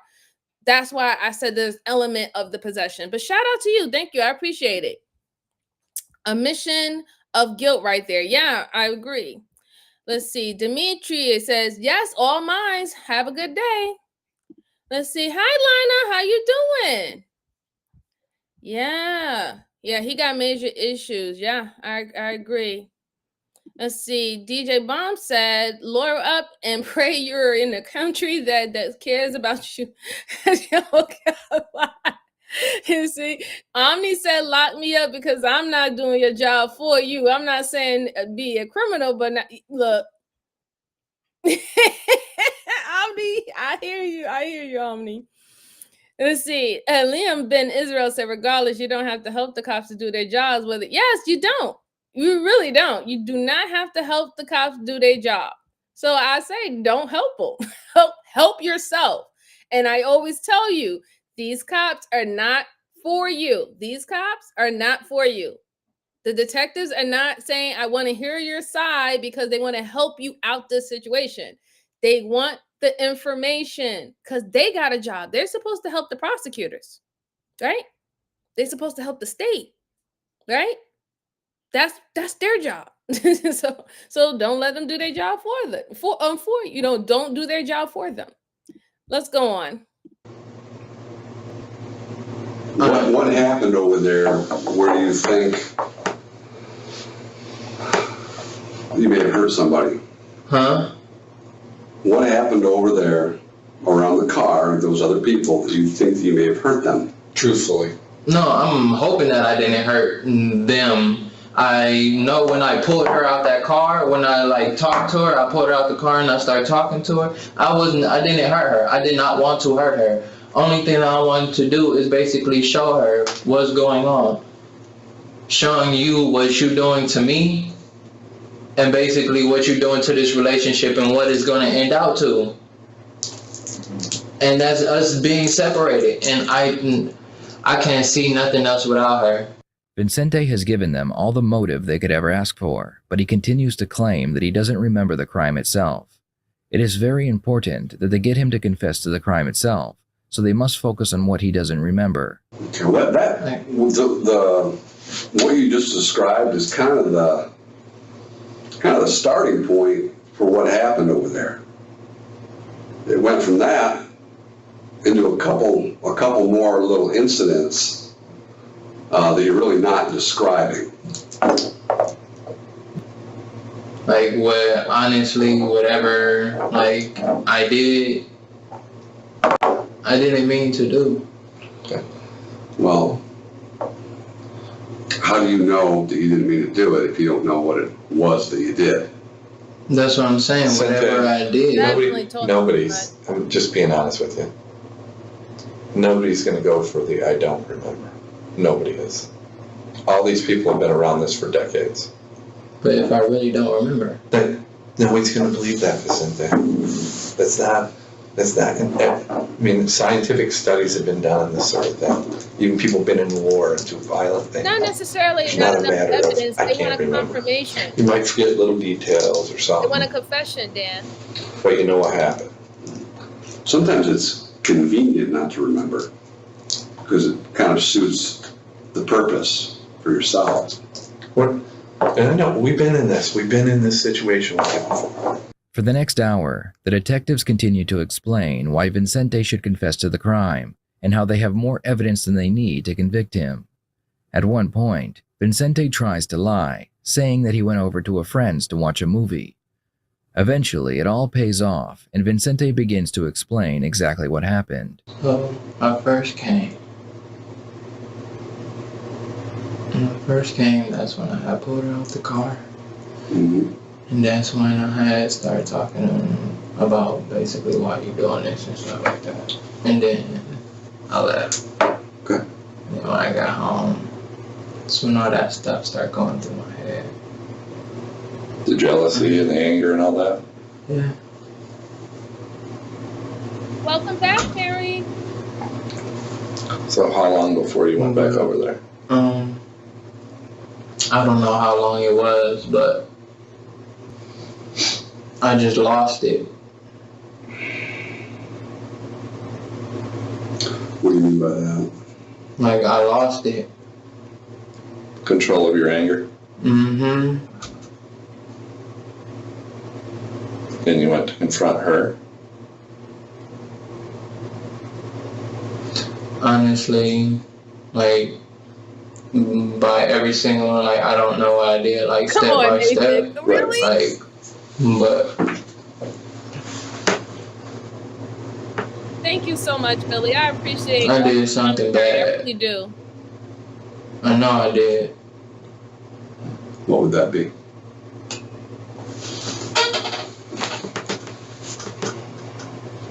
Honestly, I don't know what I did. I know I came. Okay. I'm being honest with you. You're getting I it. came and He is when doing a lot, DJ. I got there Yeah. that second time, Yeah. I lost it. Okay. What did you do? When I got there the second time, They can definitely hold you if they want to, but they wouldn't be able to charge I you came up to her. until they find actual evidence. And I wanted to just hit her.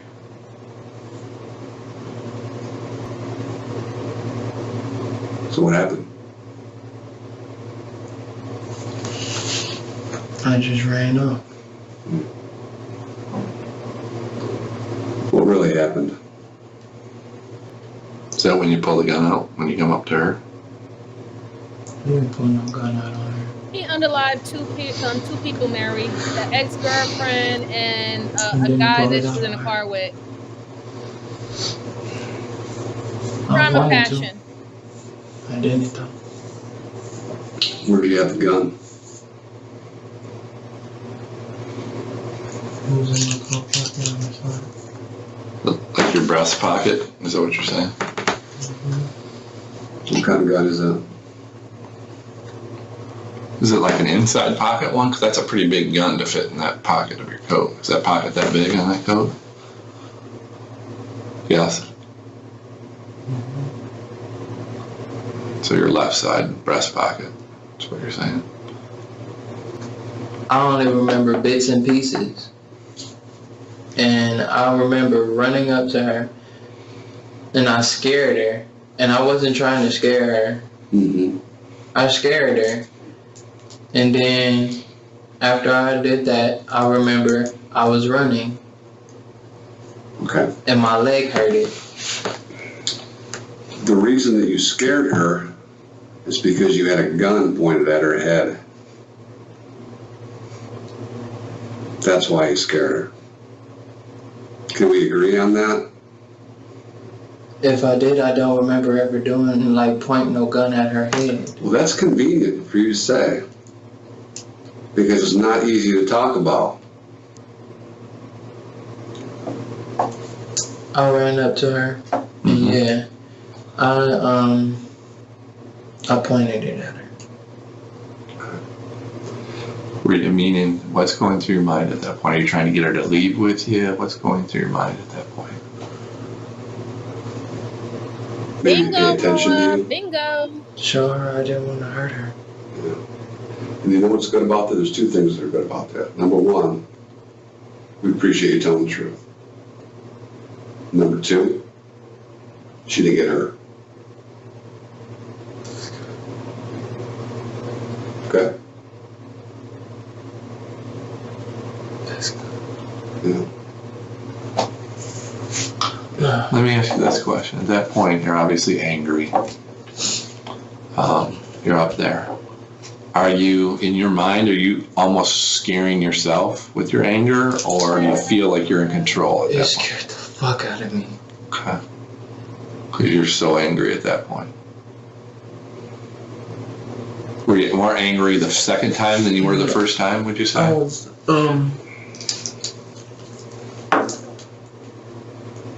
I'm not I sure if was this is that angry. Kelly. Can you tell me a little bit more? I was more angry,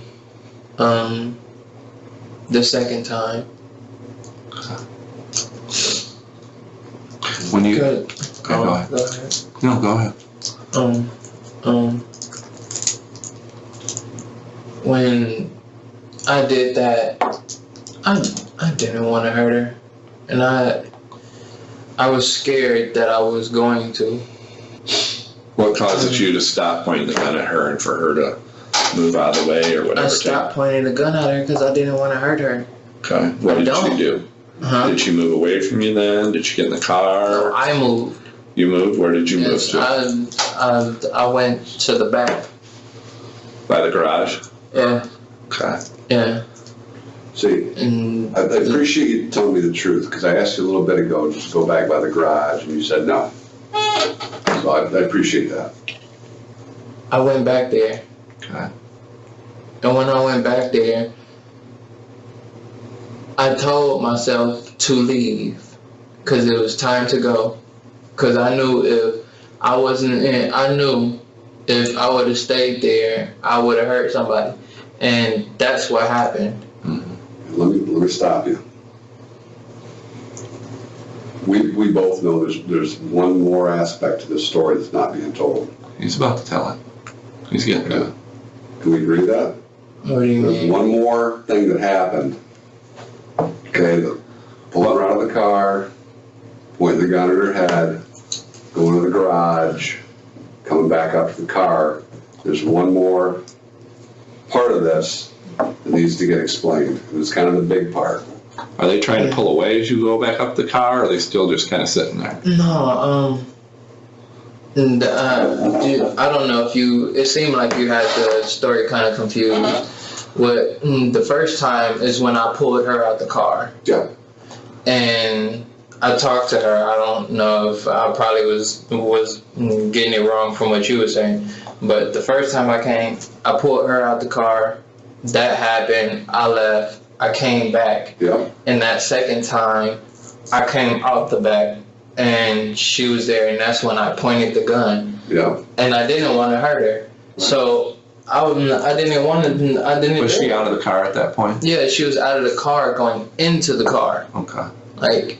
And when I did that, I remember I didn't want to hurt her.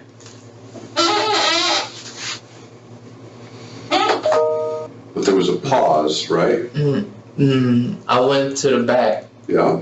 And do you know what? And then, because her and her friend came out, and they got in the car. Yeah. And the skinny girl wasn't there. Correct. What happened now? It's always weird when they say that they didn't mean to do what they meant to do. You brandish this gun and you put this gun to this girl's head for what? You wanted her to fear you, right?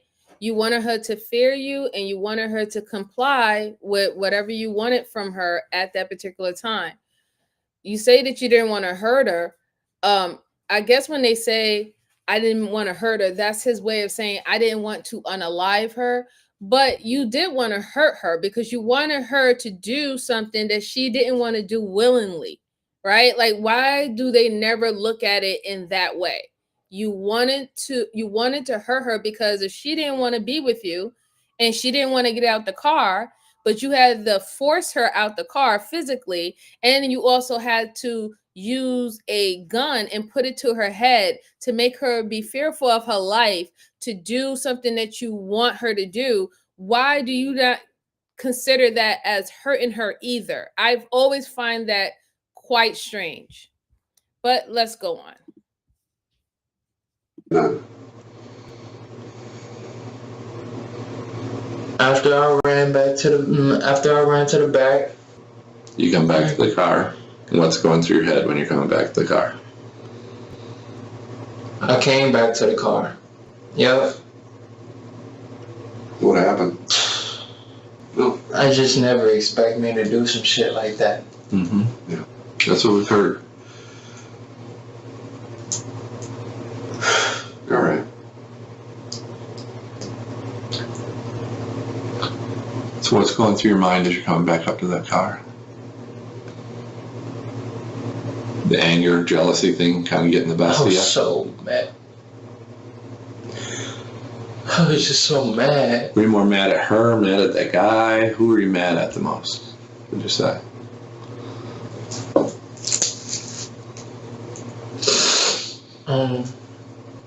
I really can't say it was like a level of certain type of mad between everybody. I'm basically say I'm like the same amount between everybody or something. Sure. But I was mad. I really was. What happened? And I got in there. I don't know why I said I got in there. I came back, and yes, I shot him. How many times do you remember shooting?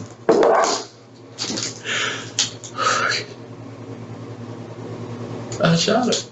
I know. We know. Vincente struggled with confessing to taking Andre's life, but now that he has, he talks about what happened and how he feels about it more openly. With one confession down, The detectives must wait for the right time to bring up the first murder. I did what I did. And I fucked up. I wouldn't blame you if you looked at me like a monster. Yeah, we're looking at you like people we've dealt with before that have emotional issues and sometimes can't control their anger and let it get the best of them. And jealousy is a tough thing for a normal person. If someone has somebody that they feel like is cheating on them or whatever, or leaving them, and it can get people really mad. How many years have you dealt with anger issues, would you say? I agree, Mary. Were you identified at a younger age with anger issues, or was it later as a teen? I was never identified. Okay. What was that thing in your room about the anger thing? It looked like you were taking like an anger management class or something. That anger, I took anger management. You want some more water? No. You want to take a 2-minute break just to gather ourselves here? I think we need to talk for a second. We can get you some water and come back. Would you rather have pop? Pop be better for you? Or would you water fine? I don't know if it's better for you, but if you like pop, some people like pop better than water. I might as well, because I ain't gonna have it in a while. You like Coke? What y'all got? Coke, Diet Coke, pretty much. Just Coke. What Mountain Dew? Yeah, man, it might be Mountain Dew. I'll mess with Mountain Dew. Yeah, I just go with Coke. Straight Coke? Coke. Yeah. All right. They leave the room to regroup and formulate a plan on how to approach the next case. They must be careful not to take too long because they'll want to question Vincente while he is relaxed and emotional from his first confession. What do you mean? I had some other stuff going on. The prosecutor on another case I was working on. We're getting ready to talk to you anyway. About what? Well, you had a situation in March. Right? Y'all see how they changed their position now when they're talking to him about the second unaliving, right? That is to let him know in his mind, you ain't going home, right?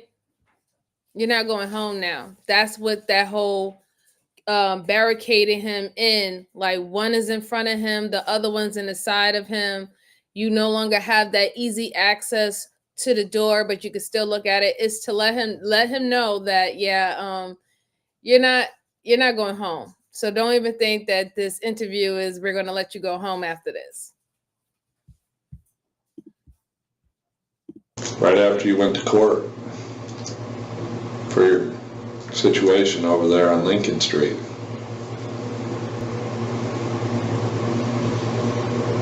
You know what I'm talking about? Are y'all trying to put that on me?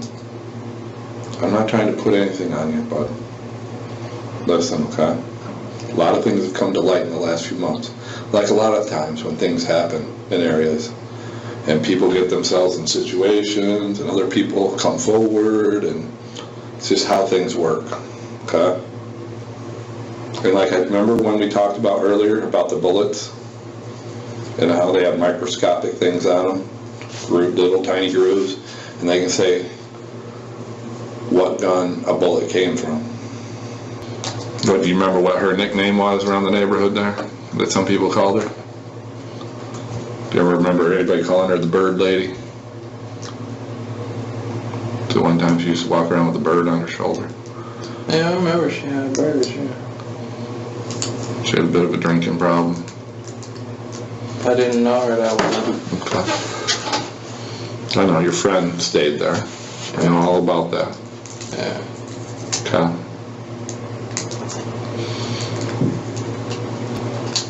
And I also know when she came over and yelled at you, you got out of the passenger side of that car and pulled the gun out on her during the daytime. No, you didn't do anything to her. You didn't hurt her. Right? I'm not lying. You know it's true. She can be an abrasive person. I know a lot of people. I dealt with her in the past. I know she can be an abrasive person, and she's a mean drunk. That we can pick up on that I know that. Lori Lindenberg. It's fascinating. There's a lot of our police officers that dealt with her over the years. She was a mean drunk. Her own kids would tell you that. And she had mental problems. And it's never good when you have a person that has that kind of mental issue that she dealt with, that drank with it. That's never a good thing. It spirals things worse than it normally is. Okay. Before AJ gets too far into this, you know what you're getting charged with today? You guys suing me for murder. It's an unaliving. Here's the key thing about stuff like this. Okay. You've been around court a little bit. You haven't been enormous amount of contact with court. When you have court and you have stuff, major things going on criminally, you always want everything to go together. If you have a few things going, you want it to be one package. That way you got one thing, you're dealing with the judge, and you're not getting hit here, and then that one's on top. So basically, I was saying that I had something to do with Lori. I'm saying you killed Lori Lindenberg. I'm not saying it. I know you did. Okay. And I don't think it's that. I'm just telling you to be truthful. Yeah, you I'm tell sure me to be truthful and basically say, like, I made it to one murder. Okay. About Lori's situation, you saying if I don't admit to it, it's just gonna come up in the future. That most likely will. That's what you're because that's how the nature of it is. If we can get through it today, it can all go as one big thing over there, packaged together. Definitely preach this. And they can deal with one channel. thing, one big thing together. You know what I mean? Otherwise, what happens in these kind of situations, you're always going to be locked up on the other one. They won't be in a rush to charge it. They'll just do further stuff, and then they'll charge down the road. You know what I mean? Mm-hmm. And you'll end up getting charged with it, but it'll be separate, and then you're going to get sentenced on one and have a whole, and then they'll come do the other one, and then they go, oh, well, he's already this. And then they don't work, they can't do it, package things together as well then. You know what I'm saying? And the second thing is, it's just like the other case. I know, and I've tried to talk to you about things, I know a lot about Lori Lindenberg. And I don't think I know she is the one before, in the other time, where she come out of the house and was yelling at you out there. And I'm not surprised that might be the same situation that happened the night that she got shot. The detectives come right out and accuse Vincente of taking Lori's life. They explain that the bullet casings match his gun, so they know it was his gun that was used. They also explain that if he waits to confess, he won't be able to receive concurrent jail sentences. For those of you that don't know, when a criminal is charged with multiple crimes, they will receive a sentence for each crime, and the courts will usually let them run concurrently. However, if the court is unaware of another crime until after the criminal has been sentenced, they will usually have to serve that sentence consecutively. I know this. The same gun killed her that killed him. You said the same gun that killed her killed him? Yep. Oh, man. You knew that was coming. You knew that. Yeah, I knew it was coming. Because I got it when you were saying, like, the bullets and the fact, you're basically saying that gun is leading towards that situation. So tell me about how that happened. Thank you for Did she freak out on you? Her normal thing? I know she was drunk. I just saw her walking down the street, so I did it. Okay. It was a lot going through my mind. Mm-hmm. She bitched and yelled at me. Mm-hmm.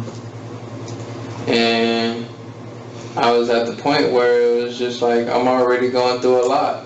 Like, cause again, I was going through a situation, and I was already riled Enjoy the up. rest of your day, Mary. Thank you.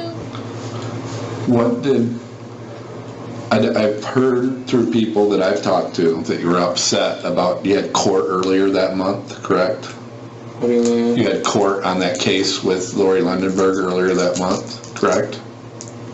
Like, yeah, but what are you getting at? I've been told by people, because we've talked to people. You might not know people we've talked to, but we've talked to people. Yeah. And we've been told you were upset about having to go to court. You felt you were kind of wrong, that you shouldn't have been charged in that case. Is that correct? Does that sound correct to you? And He is, Odetta. was that part of your pissed off at her, and then she goes and yells at you in the street?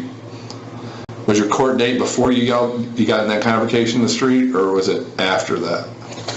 Do you remember? It was after my court. It was after your court date? Yeah. It was after my court date. I saw her, she started yelling at me and stuff like that.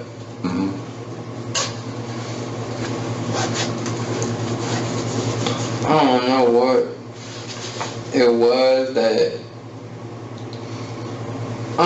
was that, she threw at me, but she got mad, she started cussing me out, and I basically was already mad and stuff like that, and I had that gun on me. And basically,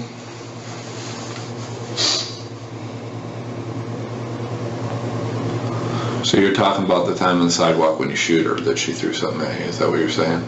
Or you're saying the time that she confronts you out by the car? no, the time that she confronts me out by the car, that Okay. I didn't have the gun on me. I didn't point no gun at her. Did you make a comment about a gun to her? I'll pop a cap in your ass or something similar to that? 'Cause I don't remember the exact term the person told me and kind of what she told the clerk, but it was something similar to that. I know what you mean. It was the guy that I was with. He said that he had a gun in the car and to tell her, and he was basically like trying to get her from coming towards the car, getting closer to the car because he didn't want. That just reminds me a part of what I was told, and I'm sorry that I didn't reread that. But give me the gun or something you said to him at some point. He might have said something about the gun, but then you said, give me the gun out of the car or something to get her the hell away from him. Does that sound correct or no? You tell me. I didn't say give me no gun. Okay.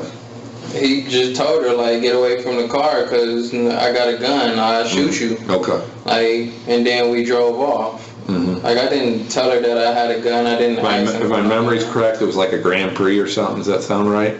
Does that be correct or no? Grand Prix. What is it? Pontiac. Grand Prix. Like a four-door car, if I remember. Yeah, it was a four-door car. I think. Yep, that is a Grand Prix. Yep. In March of 2019, Vicente pleaded no contest to first and second degree murder. He received life in prison without the possibility of parole. Hello. Hey, Jessica, I'm gonna take a couple quick pictures of you, okay? And I'm gonna collect the shirt you're wearing, all right? I can get you to stand up right over here for me. All right, just come on away from the wall a little bit. That's good.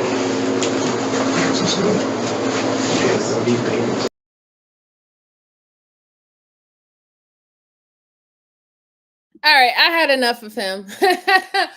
I mean, he should have just stayed quiet and got a lawyer from the beginning. He knew, or he wanted to play mind games with the detectives. He was trying to figure out how much the detective know and how much they will believe his lies. He eventually broke down, and when he broke down, he just started singing like a canary. So his whole stance of trying to get an insane plea, trying to say that he wasn't in the right state of mind when he caused this incident, it didn't fly. He was conscious, and they showed on the video that he knew that they were going to reference the other murder now, and he realized it. He was like, oh, since I admitted to this murder, you're going to try to get the other murder too. And that's why he started giving them a hard time, right? His whole case for what he was trying to do was going to fall short anyway, just from this video alone. And since he had already admitted to a murder, and the ballistics came back, and the gun that was used for the girlfriend, the ex-girlfriend, and the guy was from the same gun. So even though he tried to do the contest thing, no contest thing, he still got life in prison. You have to learn how to control your anger. You have to learn to understand that nobody, you do not possess anyone. If the woman don't want to be with you, if the guy don't want to be with you, that's what it is. You're just going to have to let it go. And whatever you have in your mind about that said relationship and stuff like that, and all that, it really doesn't matter. If that person does not want to be with you anymore, then you need to learn how to let it go. And eventually you're going to heal, and you will find someone else. People got to stop believing like it's the end of the road when they can't get this particular type of person. We have 8 million, it's not 8 million, 8 billion people on the planet, right? Like, you have more options than you really actually make yourself think that you don't have, right? You just got to learn how to let it go. Don't get yourself caught up in this, in a fit of rage, thinking that you can control this woman. You say you love her so much and you couldn't do life without her, but guess what? Her life is gone and your life is gone, right? You're in jail for life. So what was you really asking for? What was you really asking for at the end of the day? I appreciate all of you. Thank you so much for rocking out with me, especially for this last case, because it was dry as hell. I'm sorry. I have to admit it myself. It was completely dry. He started to get on my nerves, and it was really long. So I just say shout out to all of y'all who still rock with me this long to hear this out. And I appreciate all of you who was very supportive in the chat. Your conversations was great and amazing. Thank you so much. You are making the channel exactly what type of environment I wanted. I wanted great conversation, great commentary, pick each other brains, some type of information and insight that I might not know or you might know, just to share it with each other. As long as we keep it cute, cordial, and respectful, you are always welcome here. I don't care where you're from. And shout out to everyone in the world, wherever your origin is. I hope you have a wonderful morning. I hope you have a wonderful night. I hope you have a wonderful afternoon. And I'll say this, I might, normally I come back on the other day, but it's Valentine's Day on the 14th, right? And I know y'all going to be out doing y'all thing, cutting a rug. I hope everybody have a safe and wonderful Valentine's Day with your loved ones. And I hope you wish the same with me. And I will see you, if not, today's Tuesday, so I think I will come back on Thursday. I'll come back on Thursday. I'll come back before of Valentine's Day to kick it with you. So look out for that notification. If y'all didn't notice, I was sipping on the Corner Boy. Look, where's my zero at? Corner Boy, look, I got your cup, man. Shout out to the Corner Boys cup and merchandise, and we got the move around cup, as well as the Cállate o Poca. We got that cup as well. Who's interested in the sweatshirts for the move around corner girls and boys. So just check out my store if you are interested in. And like I said, I'll see you guys on the next one. I really, really appreciate all of you, and have a lovely safe night. I gotta hurry up now and get dressed and go to work. All right? Take care, everyone. Bye-bye.